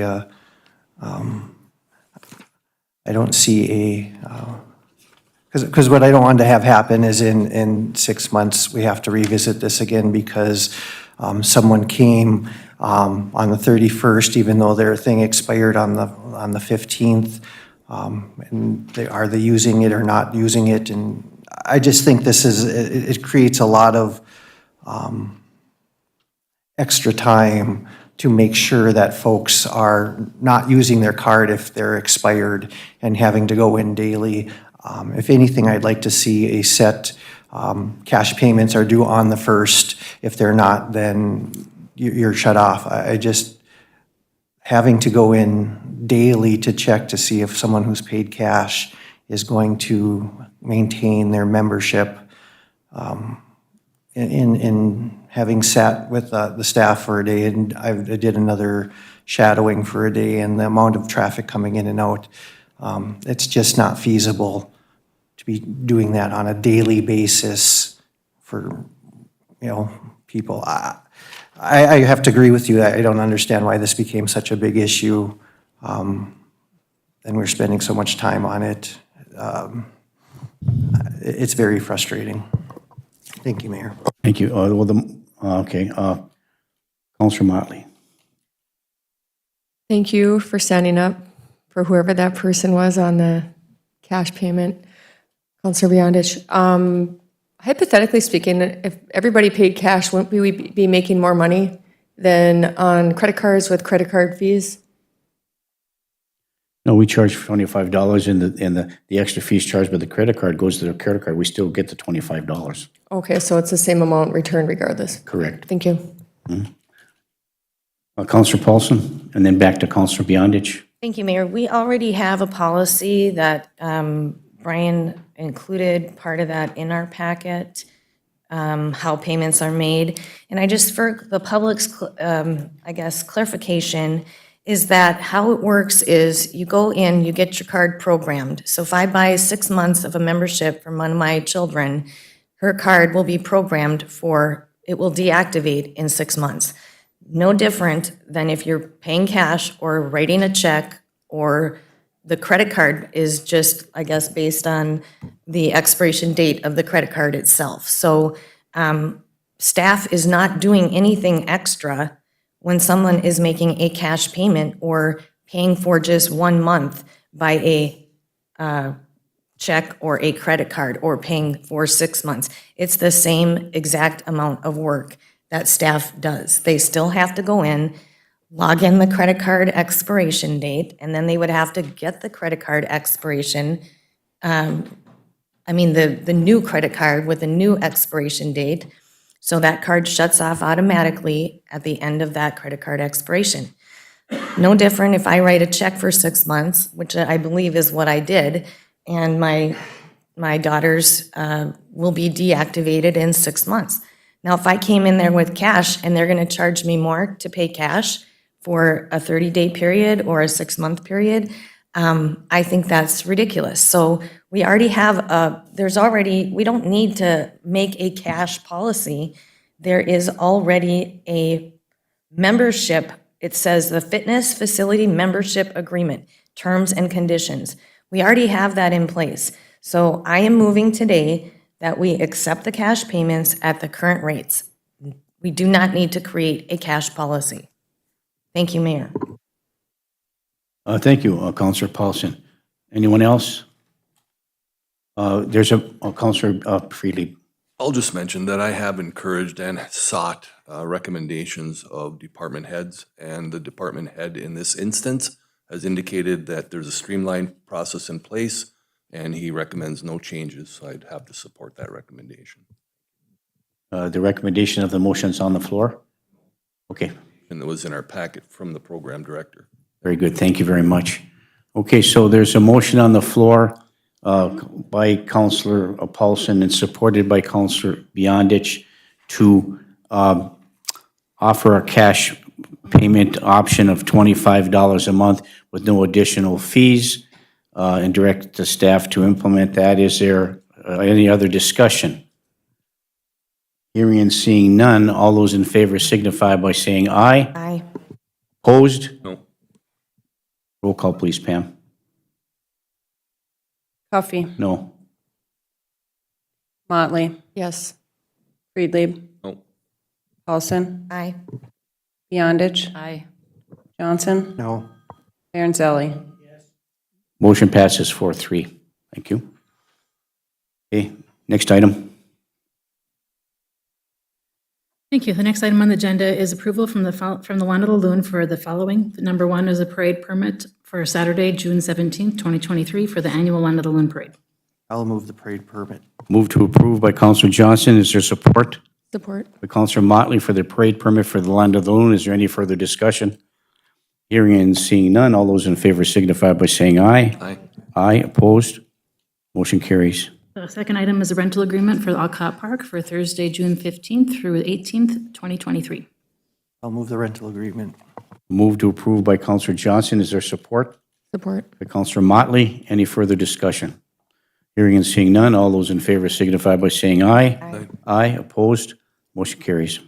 Item number 7 is approve the request from the Dream Machines Motor Club for the annual 2023 Fuzzy Dice Cruise Night on Friday and the car show on Saturday, August 18th and 19th, 2023. Counselor Beyondich moves to approve. Is there support? Support. By Counselor Freely. Is there any further discussion? Hearing and seeing none, all those in favor signify by saying aye. Aye. Aye, opposed? Motion carries. The eighth item is approve the request from Revive Virginia to conduct a food truck festival on Saturday, September 17th, 2023. So moved. Move to approve by Counselor Johnson, supported by Counselor Motley. Is there any further discussion? Hearing and seeing none, all those in favor signify by saying aye. Aye, opposed? Motion carries. Item number 9 is review the naming rights amendment addendum regarding a raffle agreement and appointment of a 501c3 organization. Move to approve by Counselor Freely. Is there support? Support by Counselor Barnzelli. Is there any further discussion? Counselor Paulson? Thank you, Mayor. Could we just get an explanation of how this is going to work? Great question. That's why we wanted to bring it up today, because we wanted to talk about how this is going to work. As we have learned, we are not able as a city to get a gambling permit ourselves, so we can't do the raffle ourselves. So the way that I believe that it is written is that we will start somehow a process to figure out which 501c3 is going to benefit from the raffle. I don't know what that process is, and I'm hoping the council can help me figure out what we would like that to be. How do we choose which 501c3? Do a different one every year? How are we going to do this? And is that something that Revive Virginia could, when I looked, they are a 501c3. They are. I think Sean For Husky. Husky is do they have a full board? We do. Our actual current president is Amber Heinley from Edward Jones. Okay. Yes. And then I did notice that it has the city's address on some of those, so I don't know if Revive has a different address. They have a or- PO box, and then the main address is still here. But Okay. But so my question then is, would Revive be the arm then that could collect the revenue from raffle? And then the city could designate how that would be utilized or to whom it would benefit? that would be a very good way to use that. The city can't directly take the cash from the gambling proceeds because that's called a kickback. But we could enter into agreement with Revive and designate that every annually we'll get together and figure out how the proceeds will be dispersed in accordance with the guidelines of how gambling funds have to be dispersed. It's usually, they tell you to think youth, elderly, community, parks. Those are the kind of things that you distribute gambling funds for. Okay, so with that, and I mean, I know this is probably we're just approving the addendum to the naming rights agreement, but should we have a separate conversation then, like, if people, give people the opportunity to maybe apply for their cause or their project, you know, like even at Alcott with what they're doing, what have you, so maybe we could put together some parameters that Revive maybe could do and then present back to the council. That's a great idea. Okay, I just wanted to add that. Thank you, Mayor. Yeah, and for me, I don't think the city should be involved in this at all. This is between, you know, we're just approving them of the ability to hold the raffle. And if Iron Motors wants to hold a raffle and we're approving them to hold a raffle, they can use a 501c3. They can pick whoever they want and they can designate themselves. If it's youth hockey, if it's something else, they can do that. The city's completely out of it.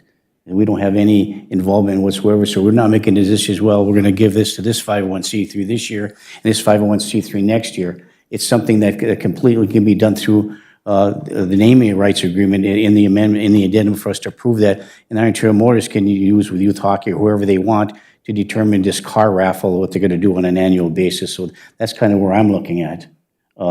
So then we're not involved in this. It's just, we're not convoluting the issue at all. The money doesn't come back to us as kickback. We don't have to worry about who we're going to take applications for and approve this 501c3. This is a direct contribution on the part of Iron Trail Motors for a specific group that they can pick moving forward.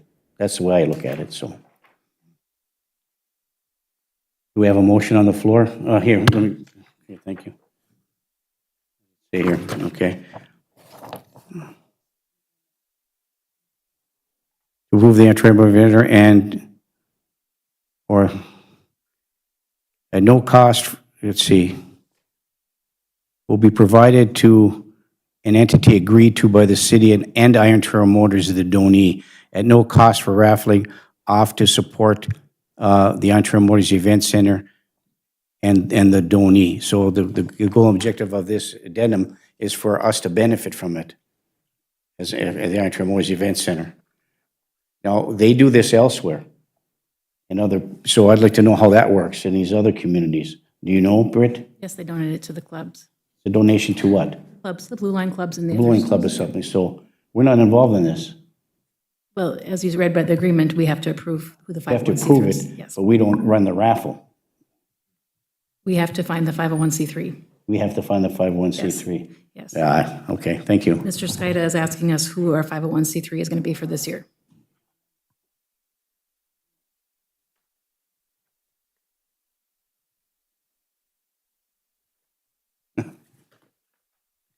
Okay. It says you have to have a raffle agreement between the two parties. That's the addendum. For me, that shouldn't even be in there, Counselor Freely. My understanding was originally Iron Trail Motors was intending to provide this raffle to support programming at the Iron Range or the Iron Trail Motors Event Center. And so those organizations, whether it's figure skating, youth hockey, et cetera, should have the opportunity to then contact them. And if they're 501c3s, then they would be eligible to do so. That's my understanding. It was primarily to promote the use and utilization of that facility for youth programming in the community. That's my understanding. And I think that those conversations have already been taking place. Thank you, Counselor Freely. Counselor Paulson.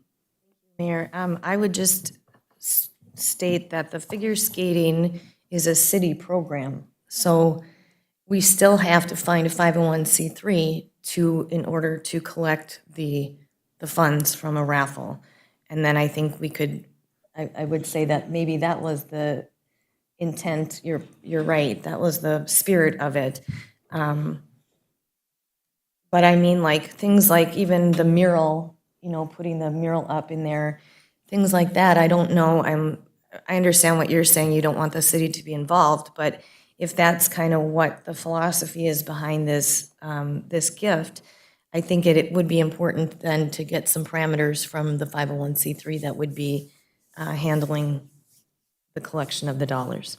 So, thank you. Okay, so thank you. There's a motion on, Counselor Johnson.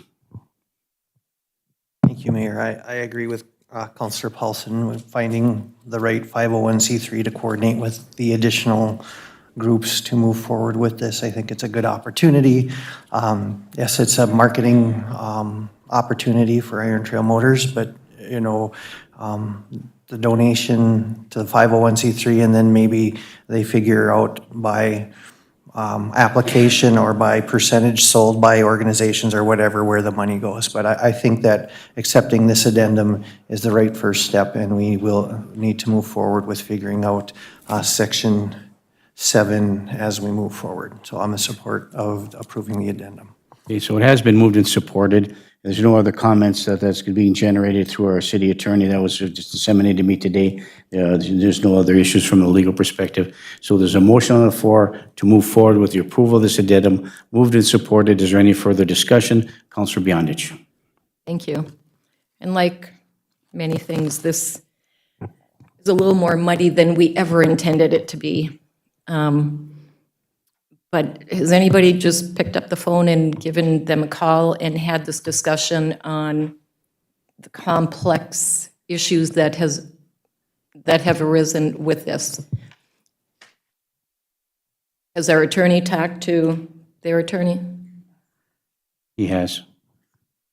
And we have a clean copy of the purchase, and included in that copy is a recommendation for approval of this entire contract. He has, our attorney does have any, Brian Lindsay reviewed it and is comfortable with that. All right, thank you. Thank you. So it has been moved and supported. Is there any further discussion? Hearing and seeing none, all those in favor signify by saying aye. Aye. Opposed? Motion carries. Thank you. Item number 10 is approve the gambling request from Wasabi Humane Society to conduct a raffle at the Virginia Elks on April 22nd. So moved.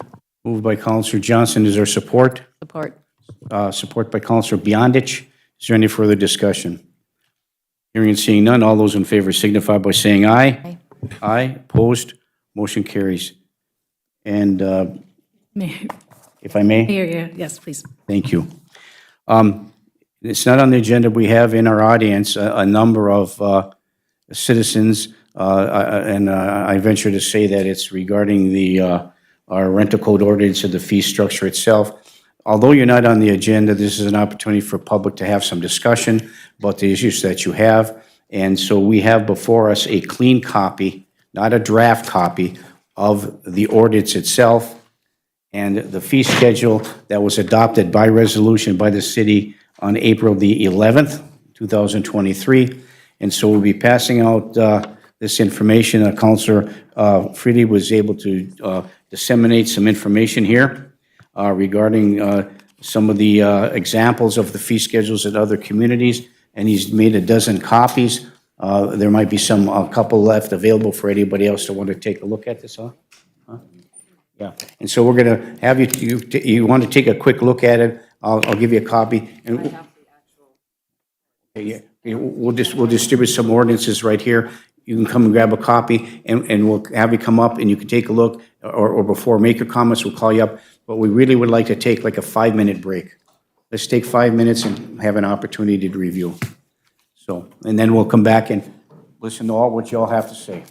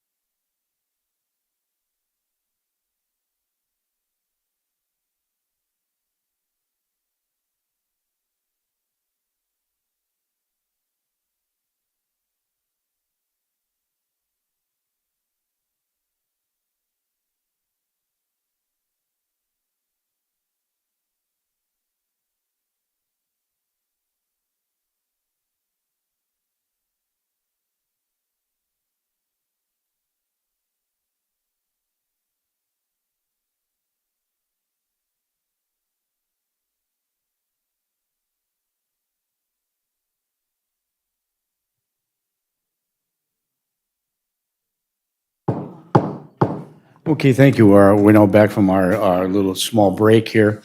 And so part of the agenda, we have a number of items 11 and 12, which we'll likely be going into closed session to discuss. So before we go in there, we have all of you in the audience. Primarily, I think, is for the issues with respect to the rental code ordinance and the fee schedule.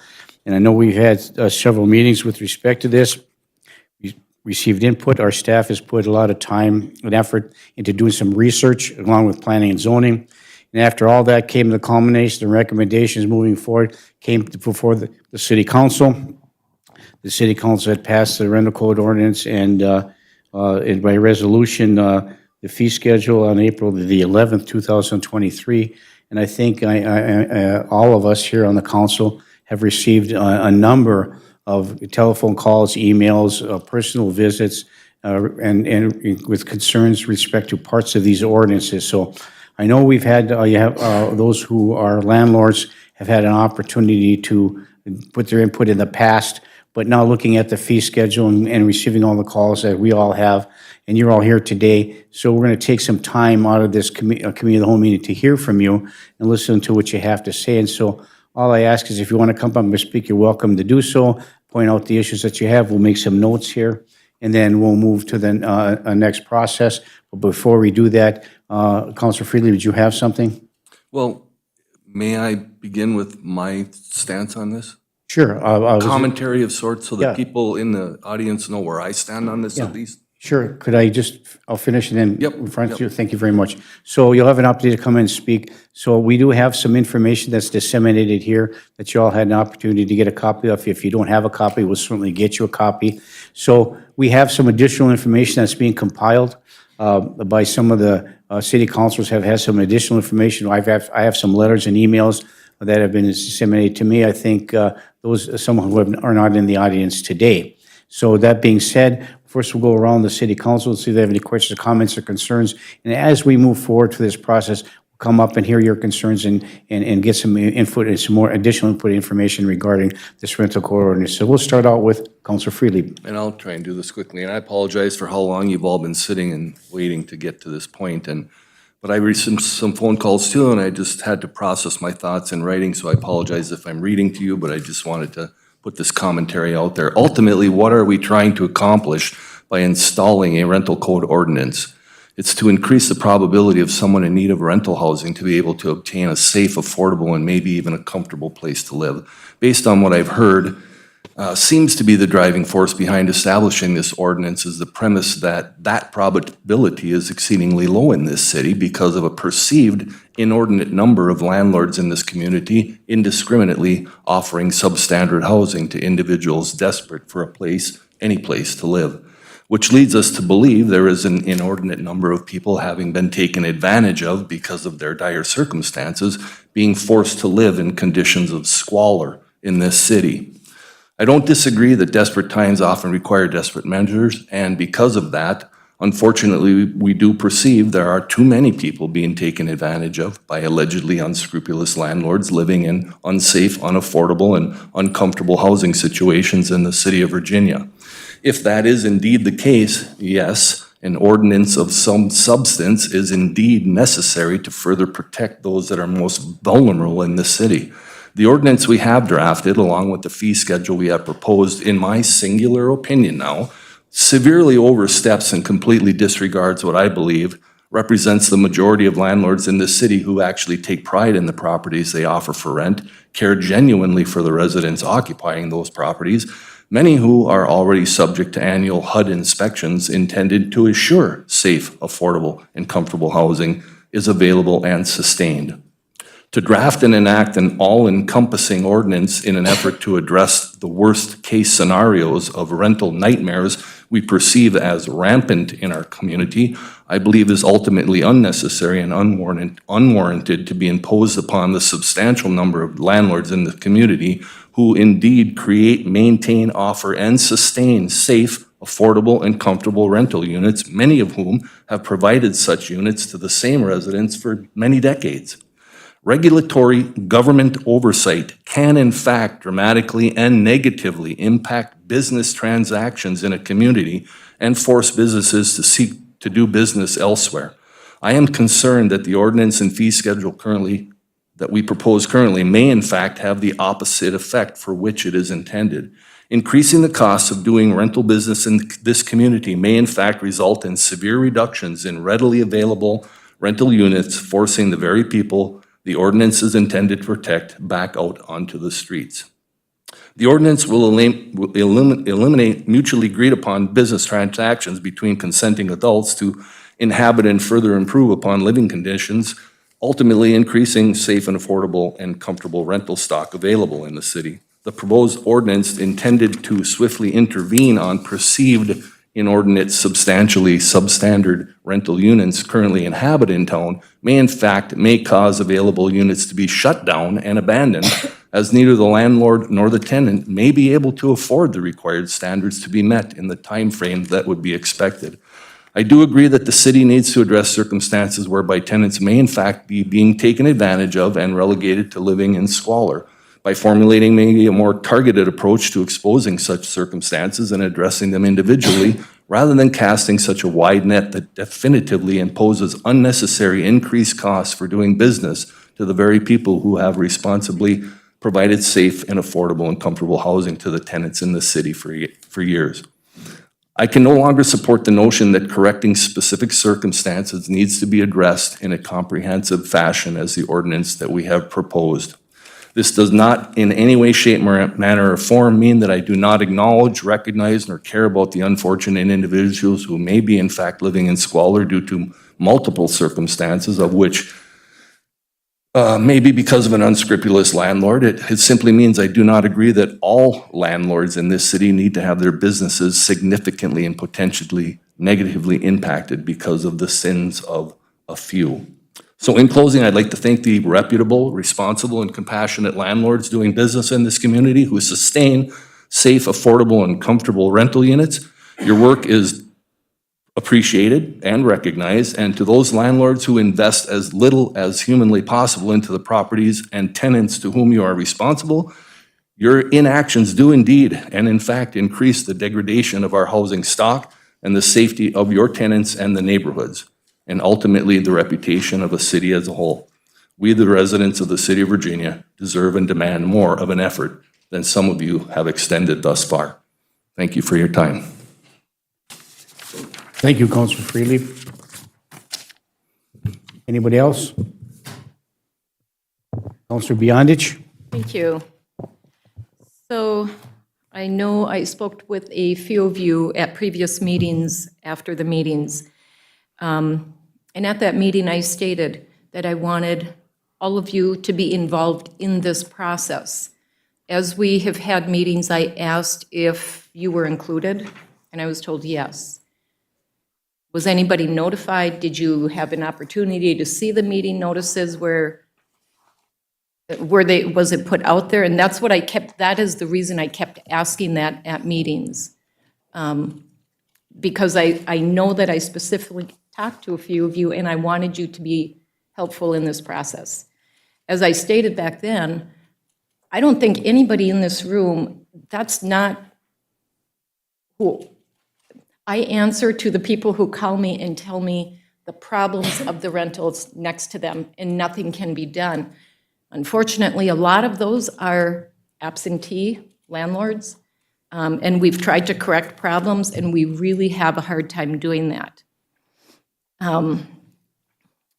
I was given this ordinance book, Property Maintenance and Preservation Code. Isn't that similar to what we are doing? Yes. Not already have this in place? We just have not enforced it. We have a property preservation and maintenance code, Councilor Beyondich, that was passed on January 1st of 2017, and it was basically regarding the condition of the property, whether it's a livable property, and yes, that's part of this ordinance addresses the property preservation and maintenance code. I think it's the inspections requirements that we're looking at in the ordinance itself. But yes, the property preservation and maintenance code addresses many of the structural inequities that exist in some of these rentals and single-family home properties. So that, it was frustrating to me, and I was quite surprised when I met a few of you in the hallway, because I brought this book with me today for that very reason, because we already have some of this in place. I was not aware of it, and shame on me for not looking. This should be read by every counselor. This is all of our ordinances, and much to my surprise, a lot of the problems we deal with are listed in this book.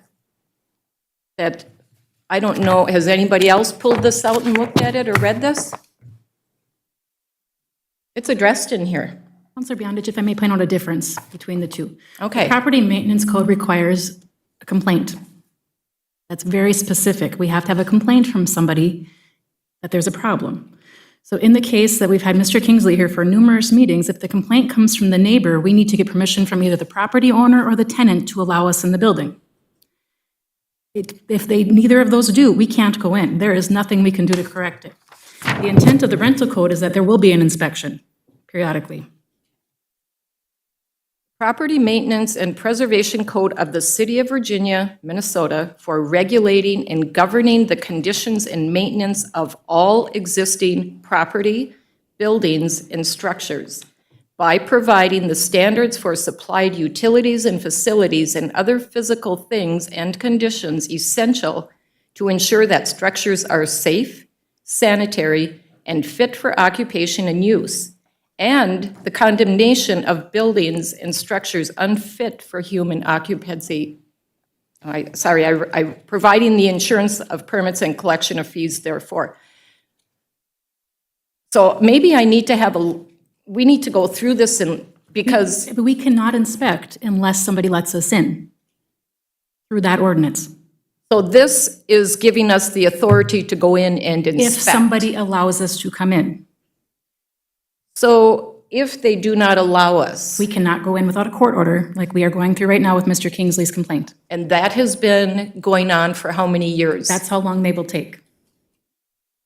See, this is my frustration with this. And that is why the rental code will allow us to do an annual inspection. And does it Every need to be? 3-year inspection. Okay, so my question will come back to you in the audience. Were you aware that these meetings were happening? Did you have any way of finding out, was this in the paper? Was this put out? No. Britt? Pam is the one that distributes the agenda to the very large mailing list and also to the newspaper and to everybody else. Correct. And the public hearings that were held was in the paper, and I believe they all attended those. So Everybody gets the paper. part of the other reason that I was interested in this, because I was all for this rental code ordinance. We heard from a number of you that have, and I know we have really good properties and landlords in this town. Unfortunately, and I'll speak for myself, I was stopped on the street one day by a person who lives in town that has rental a sidewalk away from them. Now, this building, this home, has no utilities, it has no water, the windows are broken, but people are living in it. They're carrying things in the building.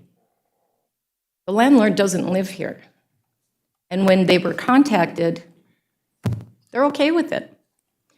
So as a homeowner in this town, when it's that frustrating, and this has been going on, I've been in contact with this person for over a year, and nothing has been done. So as a homeowner in this town, to have rental next to you or in your neighborhood that nothing can be done, that is also frustrating. So I was glad to hear from all of you that you have great properties, you take care of great properties, but on the backside, those are the phone calls I receive. What do we do about a property in our neighborhood that things are going on in? And the landlord doesn't live here, and the landlord doesn't care. Well, let's, So that, I mean, I just want you to know where I'm coming from. I was happy to speak to, the people that I talked to after that meeting, because I understand. But I didn't share with you that on this, when I sit in this seat and I listen to those that come forward and they're afraid to speak about a property that is rental and they've been dealing with it. They keep their, they keep their home nice, their yard nice, but yet they have a property next door that is not, and nothing can be done. And that's, I'll speak for me, that's my frustration. And I know, we do have great rentals in town. Unfortunately, I don't know how to divide that. I don't know how to say this one is good and this one is not good. And how do we deal with it? So as a counselor, that's kind of my frustration. So I hope you can understand where I'm coming from. Thank you. Okay, thank you. Let me, I couldn't say it any better, Councilor Freely. I couldn't say it any better than what you allocated. The question for me is, I've been in the compliance business for a long time, criminally and civilly. And so when I look at different ordinances and statutes, and who does this apply to? And most of these statutes are blanket statute applies for everybody. And as long as you comply with that statute, there's not going to be an issue. So if you're going down the highway 55 miles an hour, or you're not going to have a problem. You go 95 miles an hour, you're going to have a problem. So the analogy I'm making here is equated to the ordinance itself, and I'll address a fee schedule. I'll try to be as brief as I can. This ordinance, I think, is necessary. I think there's components of the ordinance that helps. I think inspections are necessary. I think there's the core information that's in this ordinance is necessary. It is all over the state of Minnesota and communities everywhere. And speaking to the landlords, my understanding is, and please correct me if wrong, that you don't have a problem with some type of an ordinance of inspection process. For me, I think it's, and I know other communities don't do this, but for me, it's a compliance-based ordinance, and I think it's compliance-based. So there's a fee for everything, and I think the fee schedule is way too high. So if we implement this ordinance and we have an inspection ordinance, and it takes effect 6 months from now, once it's adopted, and so we have the inspections, okay?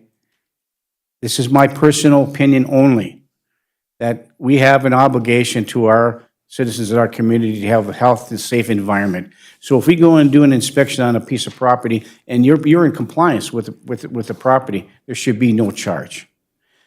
If you are not in compliance with the property, then your correction order is issued, you make those corrections. And then if you don't make the corrections in the prescribed frame, there's a fine for that. And you pay a fee for that, and you may get shut down for that.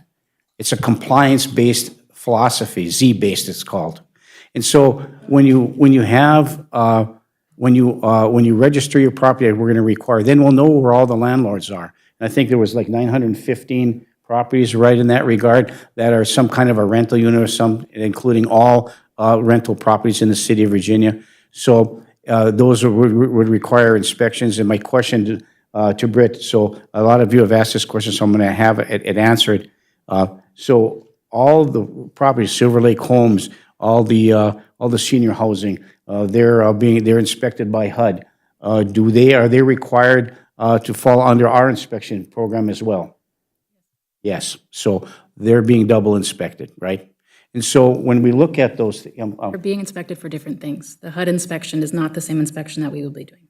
okay, repeat that, please. They are being inspected for different things. The HUD inspection does not include our property maintenance code, does not include our city ordinances, or any of the standards we have. Okay, very good, thank you. And that's why it's included. So all rental properties are included in this regard, but for me, it's about compliance-based. If you don't comply, you have to pay a consequence for that.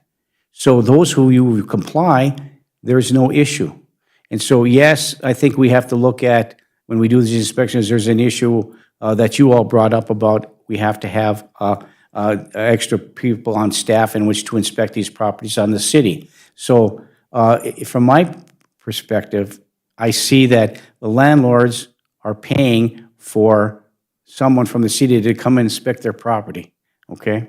So I think inspections are necessary, but I don't think, for me, there shouldn't be a fee for that unless you're not complying. If there's a registration requirement and you register, no fee. If you don't register and we find you're renting property, you don't register, then you're gonna suffer a fee, a consequence for a fee. Those are the kind of things I look at. And so, I couldn't be as articulate as Councilor Freely was in this regard, but I really believe that we're overreaching here. We have to have an ordinance, I agree. A lot of hard work got into the ordinance, but it needs to be adjusted in some way, both some of the language in the ordinance and the fee schedule itself. And you have a copy now off the internet, on our website. There was a draft copy. You know, you talk about the crime-free housing, that's been eliminated. We have section 2 in there that we have to look at removing as well. But the majority of the ordinance itself doesn't have any significant burden on you as a landlord, no matter who you are. Only the consequences, if you're not a responsible landlord, comes in the form of this fee schedule. And for me, this fee schedule needs to be adjusted, in my opinion, so significantly. So those are my comments. I have others too, but I think I didn't want to be as lengthy as I was. Councilor Motley. So I support the rental court ordinance. However, so Saturday I'm sitting at home and it's a crappy day, and I decided to pull up Grand Rapids, Duluth, and Minneapolis fees. And was shocked to see how much hotter our fees were than other communities. Also, I've received lots of feedback over the last several days on the fees that we agreed to. So I am willing to look at renegotiating the rental fees, and I don't know if that requires another committee of the whole where we rediscuss. I'm not sure the process, but I do think after seeing some of these, we're pretty hot. Can I ask, who ultimately, was it the planning and zoning that, Brett, and can you tell me who I know you're speaking for them, but can you tell me who they went off of for this, or they came up with Virginia's fees?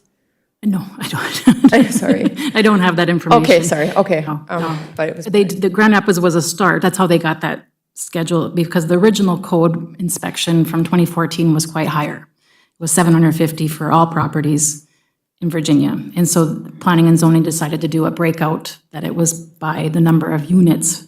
So that was where the change was. I don't know if they were trying to assimilate to what that 750 was in 2014 when we first talked about this rental, or what they were trying to do, if they were trying to make that same. But I do want to point out, at the time in 2014, we had 400 less known rentals in Virginia than we do now. So that was a different fee schedule because of the numbers have changed. Do we have any idea how long it'll take to inspect one unit? Depending on if it's a very, very good property, it would take 10 minutes. Yeah. If it's a property that has some concerns or things we need to look at, it could take up to an hour, hour and a half. Okay, thank you. Does everybody have a copy of the fee schedule? Have everybody seen it? Okay, thank you. Councilor Johnson. Thank you, Mayor. Are any of you renters? Okay, thank you. I have been approached by renters since the article was in the paper, thanking me. Because I'll be very honest, I've lived in them. We all have a story or two or five of the bad landlords. Now, it's been asked, well, I'm a good landlord, why can't I be exempt? So I would ask you how to define a good landlord. Is it the landlord who takes their tenant shopping twice a week? Because that's what we need to figure out. If you want to be excluded because you're a good landlord, how do we set that bar? I have lived in some of the rentals. I have friends who live in the rentals. I'm not going to be changing what I think about these. Here's a couple of things just so everybody knows that have been said to me in the last 2 weeks. We're going to sell. Okay, so you sell, what happens? Either somebody else buys your rental property and goes through this process, or a family buys your home and now we have homeowners living in the property. So that's what I see happening if you sell. It's a free market, you can sell. You know, I see some of these things in front of us, and everything that we've done in here has been wide open. Countless hours of meetings, countless, since 2014. And I will stay on the side of the renters. I had somebody last week say thank you because now maybe I can get somebody to fix the ceiling above my daughter's bed that leaks from the bathtub. I don't know if that's any of you, but that's the kind of stuff we need to fix. That's why we're doing this. That's why I will continue to stay fully supportive of it. The most it's going to cost on an annual basis, pending the $400 inspection fee, which we will have discussions about, is $20.83 a month per unit, per month. And it goes down from there. That's one unit at $250 divided by 12.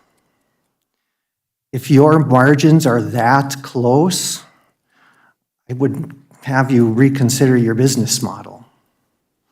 And you're going to come up here, there's all kinds of stuff. This wasn't on the schedule today, and we still have 2 other things to do. If you really want us to give this attention that you want it, let's schedule a meeting where you can all come. But all of our meetings have been open. All of our meetings have been advertised. All of our meetings are there. You came to us 2 months ago during the first reading and said they're too high. We lowered them. We've already lowered them from 750 in 2014 to 250 after your last thing. So I'm looking out for the people that live on both sides of me, the people that live in my alley, the people that live across the street from me. I know what those properties look like. Those are friends of mine living in those buildings, and it's impossible for them to get most landlords to do something. Impossible. No, it's my turn. It's my turn, Mayor. Okay, Mr. Lindberg, could you hang on just for a moment? We're having you come up and you can address the council, no matter how long it takes. We'll have Councilor Johnson finish his comments. Thank you. So that's where I'm going to be sitting from here on out, is how does it affect my neighbors? When I bought my property, it was a duplex. I was a landlord for a year, and I determined it was not in my best interest to continue being a landlord for numerous reasons that you all complain about. Drugs in the garbage cans. We can't do anything. This ordinance will help us be able to help you get people out if needed, because you will have an inspection that says the house was up to standards, and in the last year, these people have destroyed it. It's going to speed up your process of legitimate evictions like crazy. So I'm not going to be moving on where I'm standing based on the people who are renting in this town. And for the record, Mayor, I do need to leave. I will be walking out at noon for an appointment. Thank you, Councilor Johnson. Hopefully we'll get through this prior to you having to leave. And so I don't think the landlords, I don't think the ordinance is an issue. It's the fee schedule itself. And so what I'd like to do, is there any other councilor that has something they'd like to bring up yet? And then we'll have you come up, and please be as calm as you can, and we'll hear everything that you have. And then I think, as Councilor Johnson actually suggested, and others, that maybe we have to set up another meeting to vet this right out even more so. But you're here today, you've been patient, you've waited, so one at a time, if you'd like to come up, please do so. If you have a question about the ordinance, a question about the fee schedule, or an example that you want to disseminate, please do so. So who would like to come forward, if anybody? We'll set a meeting, and we'll pass around a notepad with your name, and your phone number, and then so we can contact you when we establish a meeting, and so you can come in and we can discuss it at length. Okay, that'd be hopefully. Please state your name for the record, sir, and welcome. Pardon me, Mayor? Yes, please, Mr. Lindberg. Yeah, okay. Dennis Lindberg. I sat in this unit up here for 8 years, and I think we discussed this one other time. I think Nevada Little Wolf brought it up when I was on the council, and it got shot down. Anyway, I have had property in Virginia, Minnesota for 46 years. And I had over 100, 150 units at one time, apartments. And I can say that I never rented an apartment that I wouldn't live in myself. That was my motto. And over these past 46 years, it's not all about the landlords. It's about the quality of renter that's gone bad up here. But the people that are moving in here and so on, it's hard to keep a decent apartment in sometimes. I don't rent anything, like I said, that I won't live in myself. And as far as complaints go, I don't think I've ever had a complaint on any apartment that I can remember. Maybe I have, but not. But all this stuff now, building up, rental fees, so on, and we're inspected with HRA, Range Transitional Housing. In fact, Range Transitional Housing, when we rent from them, they videotape that apartment going in and coming out. So, and HRA inspects it every year. And all this extra stuff, I just don't understand it. I mean, just some of these buildings around town, I'm just going to drift off a minute. Just look at the main street in 2nd Avenue coming into Virginia, that old bar area. That's been sitting like that forever. Now, who's taking care of that? And there's other things too, but we're concerned about the rentals and about the property owners. But I haven't seen too many property owners that are bad, but there are some in Virginia, I know. So anyway, thank you. Okay, thank you, Mr. Lindberg. Okay, anyone else? Please come forward and state your name for the record, and welcome to the council meeting. You have some information to pass out. We're good. Was that? Okay. So I gave Gary and some other. Okay, please state your name for the record and welcome. Matt Peringer, I've been the landlord in this town for 18 years. Me personally, I actually, if Stephen, if you wouldn't mind putting the phone down, I'd have a question for you.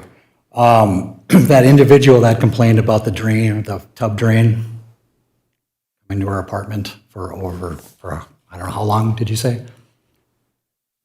Okay. Did you refer to the ordinance that Maya talked about? That tenant? Because wouldn't that tenant want that fixed and that tenant could let them in? Is that right, Britt? The tenant is afraid to let anybody in because of ramifications from the landlord. You have proof of that? I took their word at that. Took their word at that? Okay. She didn't go talk to the code official that's in charge of that ordinance or anything like that? She's afraid of ramifications from her landlord if she contacts anyone. You couldn't have backed her on that? She is afraid of ramifications from her landlord. Well, I assume that all these other council members don't have that. Stephen, I think you're going to be very difficult to work with in regards to a landlord, especially if you think that, you don't care if I sell my place, it's just someone else is just going to come and deal with it. And even for someone to pay $25 cash, you don't want them to pay cash. It's just, I'm surprised that you are in the position that you are in, and it's disappointing. Mayor, I feel like the person is not addressing the issue, and he's berating me personally. Okay, well, it's true, but I'm done. Yeah. All right, I'll lay off. Thank you. If you could just address Anyways, comments to the. So the my subject matter. opinion on Thank this you. whole ordinance thing, I appreciate Maya to dig into the, that there's already an ordinance in place, it's just complaint-based. But I think there are a lot of tenants that don't know that there's a complaint-based ordinance in place, you know? And like I discussed with Maya outside, that, you know, I'd put that in my lease, that City of Virginia offers a complaint-based, you know, maintenance code. If you have a problem, go to the city and, you know, I'll let them in, you know, whatever, or they can let them in, whatever. Might not be a bad idea. I think that's something to start with there, has teeth, put some more teeth in it, whatever. But as far as the rental code's concerned, on my end, I'm not really worried about that personally. You know, so I think that that's a big step, like, that's a huge step. And I think there are a lot of landlords that aren't really against the ordinance. I would take that as a plus, a big plus. But these fees, I guarantee you, I would put money on it, because I think I'm the one that kind of ignited the whole look at other cities thing, because it didn't really seem like you guys were doing that, from what I gathered from the phone call. So I put together a packet, I gave it to Gary, gave one to Julianne, I gave one to a bunch of other landlords in the area here. I'd put money on us to be the highest in the state. And we've been told, and I wanted to talk about the fees the last meeting, and you said, we're not here to talk about the fees, we're talking about the ordinance. We'll decide the fees. So here we are with these fees that are the highest in the state. And by far, from listening to all the funding on the agenda, it's all coming together now. It's a money grab. It's ridiculous. And you say that you guys are modeling after Grand Rapids? That doesn't make any sense, because it's 2 to 3 times higher than Grand Rapids. It's 2 to 3 times higher than Minneapolis, and we can charge a sliver of what Minneapolis charges for rents, and Duluth. So it's not right, you know. Put the numbers together, how much you were in the rental business, you had a duplex, you know. Put that added fees on there. So it doesn't add up. It's too much money. So, and I know you want to go on a compliance-based, you know. No, I agree with that, but it'll never work. These fees are the way they are. Someone asked how did the fees get like this or whatever. These fees are the way they are because you guys are working your way backwards.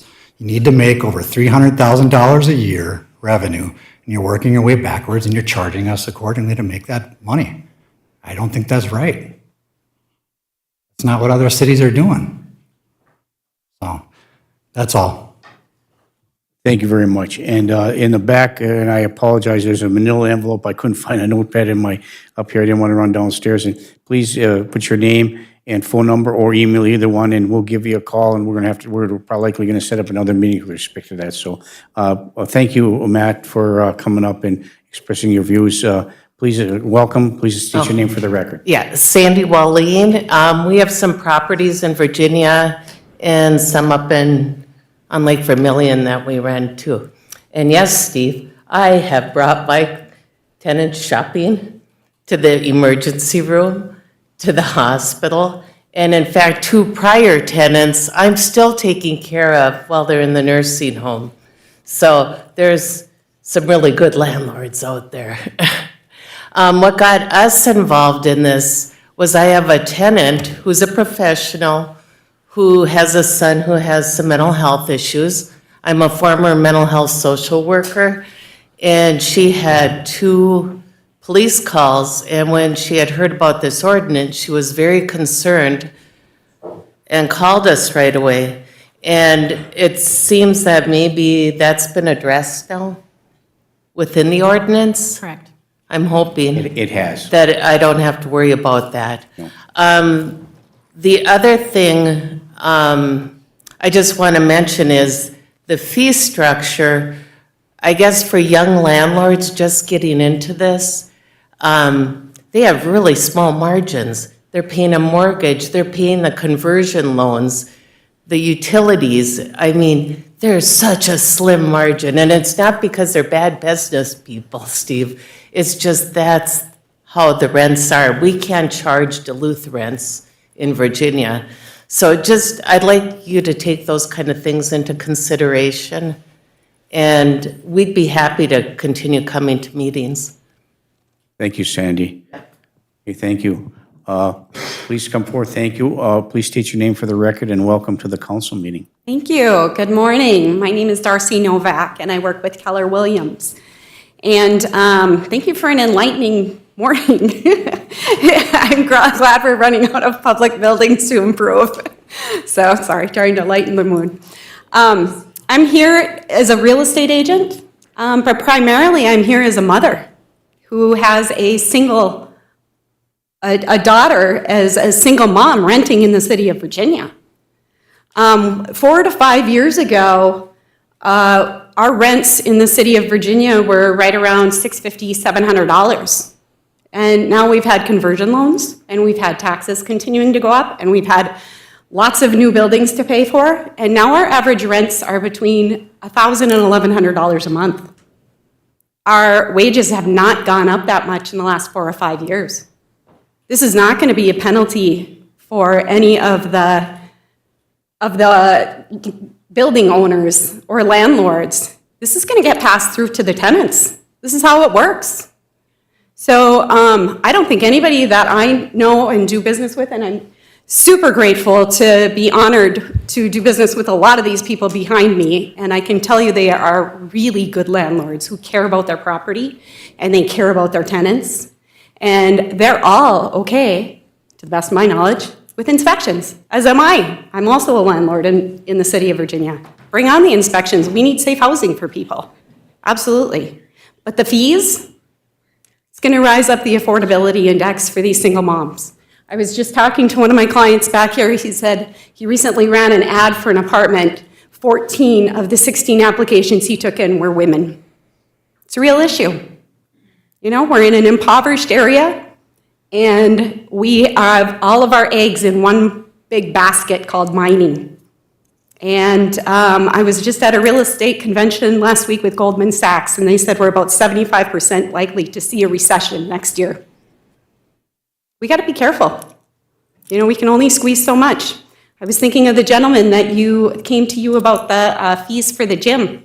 And, you know, when his rent goes, or his taxes are going up $127 or whatever, where does that gym money come from? I can't tell you how many homes I walk into where people are in fixed incomes and they are getting squeezed out. We have to care. It's our job. So, thank you. Thank you, Darcy. Anyone else that want to come speak? And I want to reiterate, and as you come to the podium, sir, there's a Lambo running around. If you're willing to come to a meeting, please put your name and number down, and I think we'll have to, take some more information as we move forward. Please state your name for the record and welcome to the committee hall meeting. Hi, I'm Eric Sundquist. I'm the broker with Northland Realty. I've been a real estate agent for a bunch of years, and I've been a landlord too. I just want to make sure that we're paying attention. I mean, the economy right now, we're seeing interest rates on the rise. So with that rise, we're seeing less sales, which means that those people now will be renting. And so I'm here, one of my concerns is that if we do add a bunch of additional fees, I think we're going to see an increase in rents, which I think is going to be a problem for our community. So I want to make sure we're being conscious that the affordability portion of the rental, with the rental fees as they sat, I think it's a legitimate problem, and I don't think that we're going to foresee the interest rates dropping down in the next couple of years. And as far as it sounds, this is coming up sooner than later. So I just want to make sure as you're making your decisions, you're really conscious of that, because I think that that's going to affect the community as a whole, especially the affordable renting. So I understand there's a need, but I think we're going to have other needs that might be way worse if we're not being a little bit proactive. Housing. Thank you, Eric. Councilor Beyondich, I saw the light come on. And sir, please come forward. I will answer Councilor Beyondich's question, or you have a comment? Okay, thank you. Sir, please come to state your name for the record, and thank you for coming. My name is Stuart Johansson. I'm with Northland Realty also. And I've been managing properties for many, many years, working with investors that have come into the area that have been buying up some of the really dilapidated buildings, making significant improvements. And there's a ton of things that have been said today, so I'm not going to repeat any of that, but I am going to focus on a couple things. The city has traditionally been really good about communicating with the MLS board when there are things that are impacting the local real estate market, whether it's been the steam conversions, there's been a plethora of them. This conversation has not been taken up the flagpole like that. So a lot of us really weren't well informed of what's been going on, able to participate, offer some suggestions. And yes, we have a list going around with everybody's names and numbers today, but I would like to encourage the council to try to have maybe a little better communication channels. A lot of us today aren't really focused real heavily on reading the Masabi paper. So just wanted to throw that out there. We have these meetings with HRA, and they're talking to us about the quality of the properties, trying to keep costs down or affordable for them, looking at fair market rents, and then what they perceive as rent should be in our area, with and without utilities. If we add too much cost, we have to pass that on to the tenants. And we're already, hearing from government that our rates are too high, and yet we're some of the lowest rates in the state. We're doing our best, but, we're business. It's all business. And if the margins come down to where there are no margins for keeping these going, what happens to these properties? Do they get sold to single family? Do they ultimately get abandoned? We have had, thank God we're getting cleaned up, but do you remember the problem through the recession? How many properties in this town got vacated, froze up, steam damages, had to be torn down? The costs were crazy. So at the end of the day, I think we have some bad apple landlords that are out there, but we also have some bad apple single-family homeowners that are out there. And as I go up and down these streets, there are dilapidated homes, there are garbage bags laying everywhere in people's yards and behind them, and these are single-family homeowners. We want to put something in place to better police our community and make it a better place to live, then it's got to be a program that is fair and equitable and carries across to the whole community. You can't just target one segment only. So I'm hoping that the councilors here will revisit this, figure out a way how we can make this not only fair and equitable, but maybe make it a little more encompassing so that if the challenge is that the city can't go in and inspect the property, I don't know how necessarily true that all is. We have assessors that need to get into homes periodically. If we refuse them, they're going to take the position that it's 100% finished and that it's done nicely inside.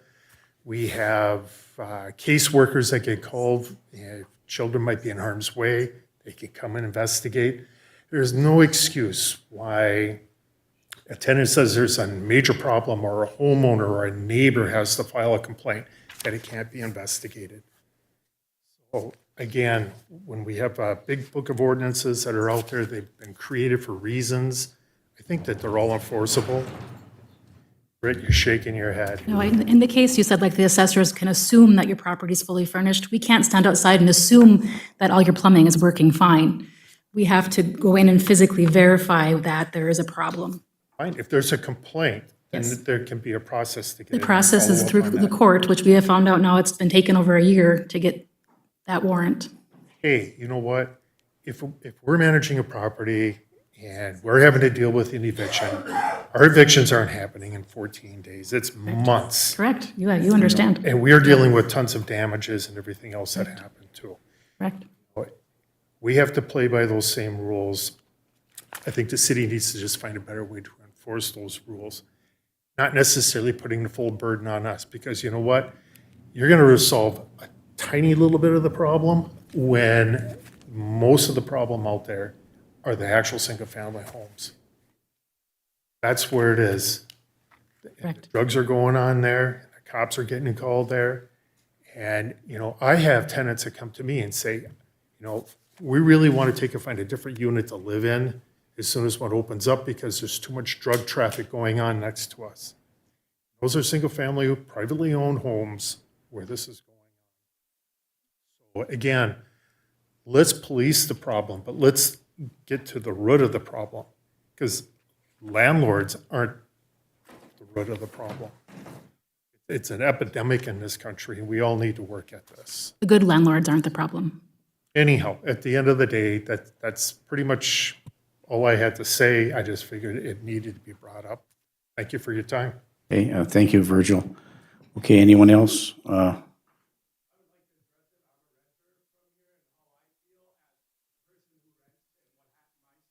Hey, sir, yeah, sir, would you please come up to the podium? Please state your name for the record and continue. Okay. My name is Ricky Angela, Angellai. And I'm a lifelong resident, as the mayor knows me, from this city. And I'm not going to throw anybody on the bus, so I ain't going to mention any names. In private, Larry, with you, I will. But otherwise, I was living in an apartment building, and I'm a very excellent tenant. You can call Patty at the Ellis Nettle Tower where I live now. But the landlord I had prior to that, he said, we can't prove it, but you're smoking. I have not smoked in 20 years. And the reason he did that is he owed me money. And we're going to court on this matter. But the point is, I told them that at Sunquist, if you go... Okay, please continue. Okay, if you go to the apartment building I lived in, and what was happening was in the kitchen, and he mentioned plumbing, that gentleman that was up here before, in the bathroom, the sewer was backing up going into my kitchen sink from my upstairs neighbor and down. Well, the property people fixed the sink, but because we are having problems, I gave him proper notice. He wouldn't fix it, so I moved out early. And he kept part of my deposit. He collected money from HUD he should have never took legally, and he's going to find that out when we go to court. And yes, we need something mandating this, because it's not all landlords.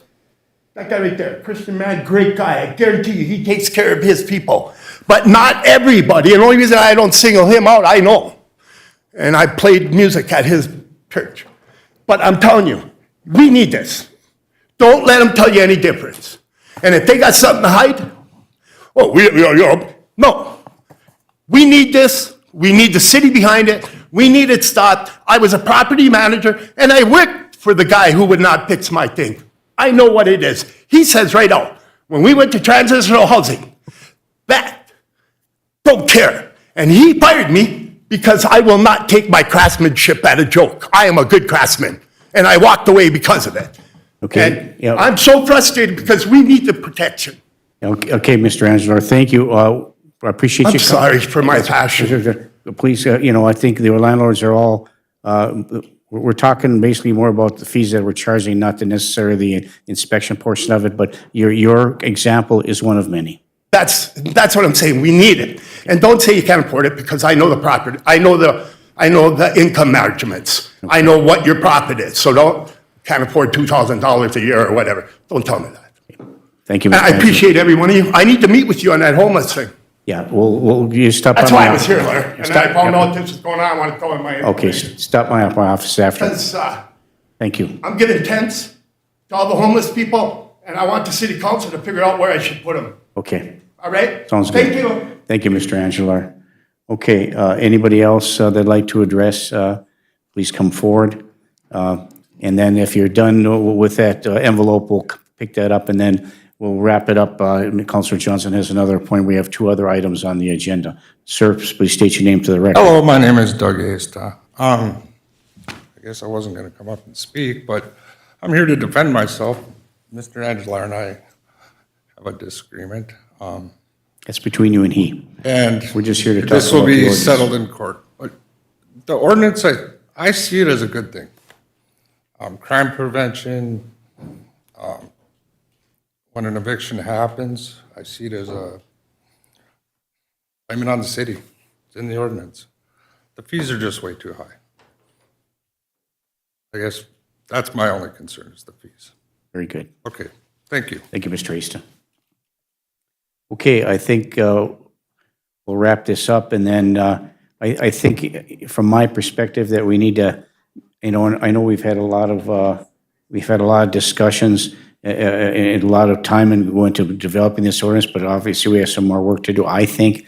So we have your name and number. We have other opportunities to notify, and maybe we'll have to have another meeting and talk about the fee schedule itself moving forward. So I know we adopted on April the 11th, but we'll I think it's important for us. This is an important thing for us to continue the conversation. Councilor Johnson.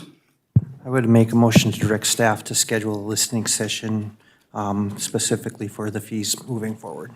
Thank you. Councilor Johnson moves to direct staff to schedule a listening session regarding the fee schedule for the maintenance, for the rental code ordinance. Is there support by Councilor Motley? And further discussion, Councilor Beyondich. And I appreciate hearing from everyone that stopped by today. I've always tried to be very transparent and take the time to listen. So I appreciate some of the points that I had not thought of that came up today. And I am glad that we are going to schedule a meeting where we can just sit down and talk about this. And I was happy to hear that the ordinance itself probably is okay. It's what comes after. So I look forward to having a meeting where we can sit down and talk about specifically one issue. Thank you. Okay, thank you, Councilor Beyondich. So thank you, everybody, for coming. We'll collect that manila envelope with the numbers on it. And once again, I apologize for using that as an apparatus to get your information, but we'll get it and then we'll schedule that meeting. So thank you, everybody, for coming. Thank you for being patient, and thank you for your emotional testimony. Okay, there's a motion on the floor to schedule this meeting. Is there any further discussion? Hearing and seeing none. All those in favor signify by saying aye. Aye. Aye, opposed. Motion carries. Thank you. Britt, next item. Thank you. The next item on the agenda is item number 11, and it's IAFF negotiations, and this portion of the meeting may be closed as per Minnesota Statute 13D03. Are you requesting that's being closed? Correct. Move to close by Councilor Mayor, if we close, I'd Johnson. also like to discuss the next item, discuss the request to purchase real estate in Virginia. I'm sorry, what was I'd that? also like to add the next item, discuss the request to purchase real estate in Virginia while we're in the closed session. Yeah, that's in there, right? Well, there's two different Okay, so we topics that we have could- two, 12 and 13? Correct. So the 12 and motion to close is 12 and to discuss two parcels. Motion by Councilor Johnson, supported by Councilor Beyondich. Is there any further discussion? Hearing, seeing none, all those in favor signify by saying aye. Aye, opposed, motion carried, we're now closed.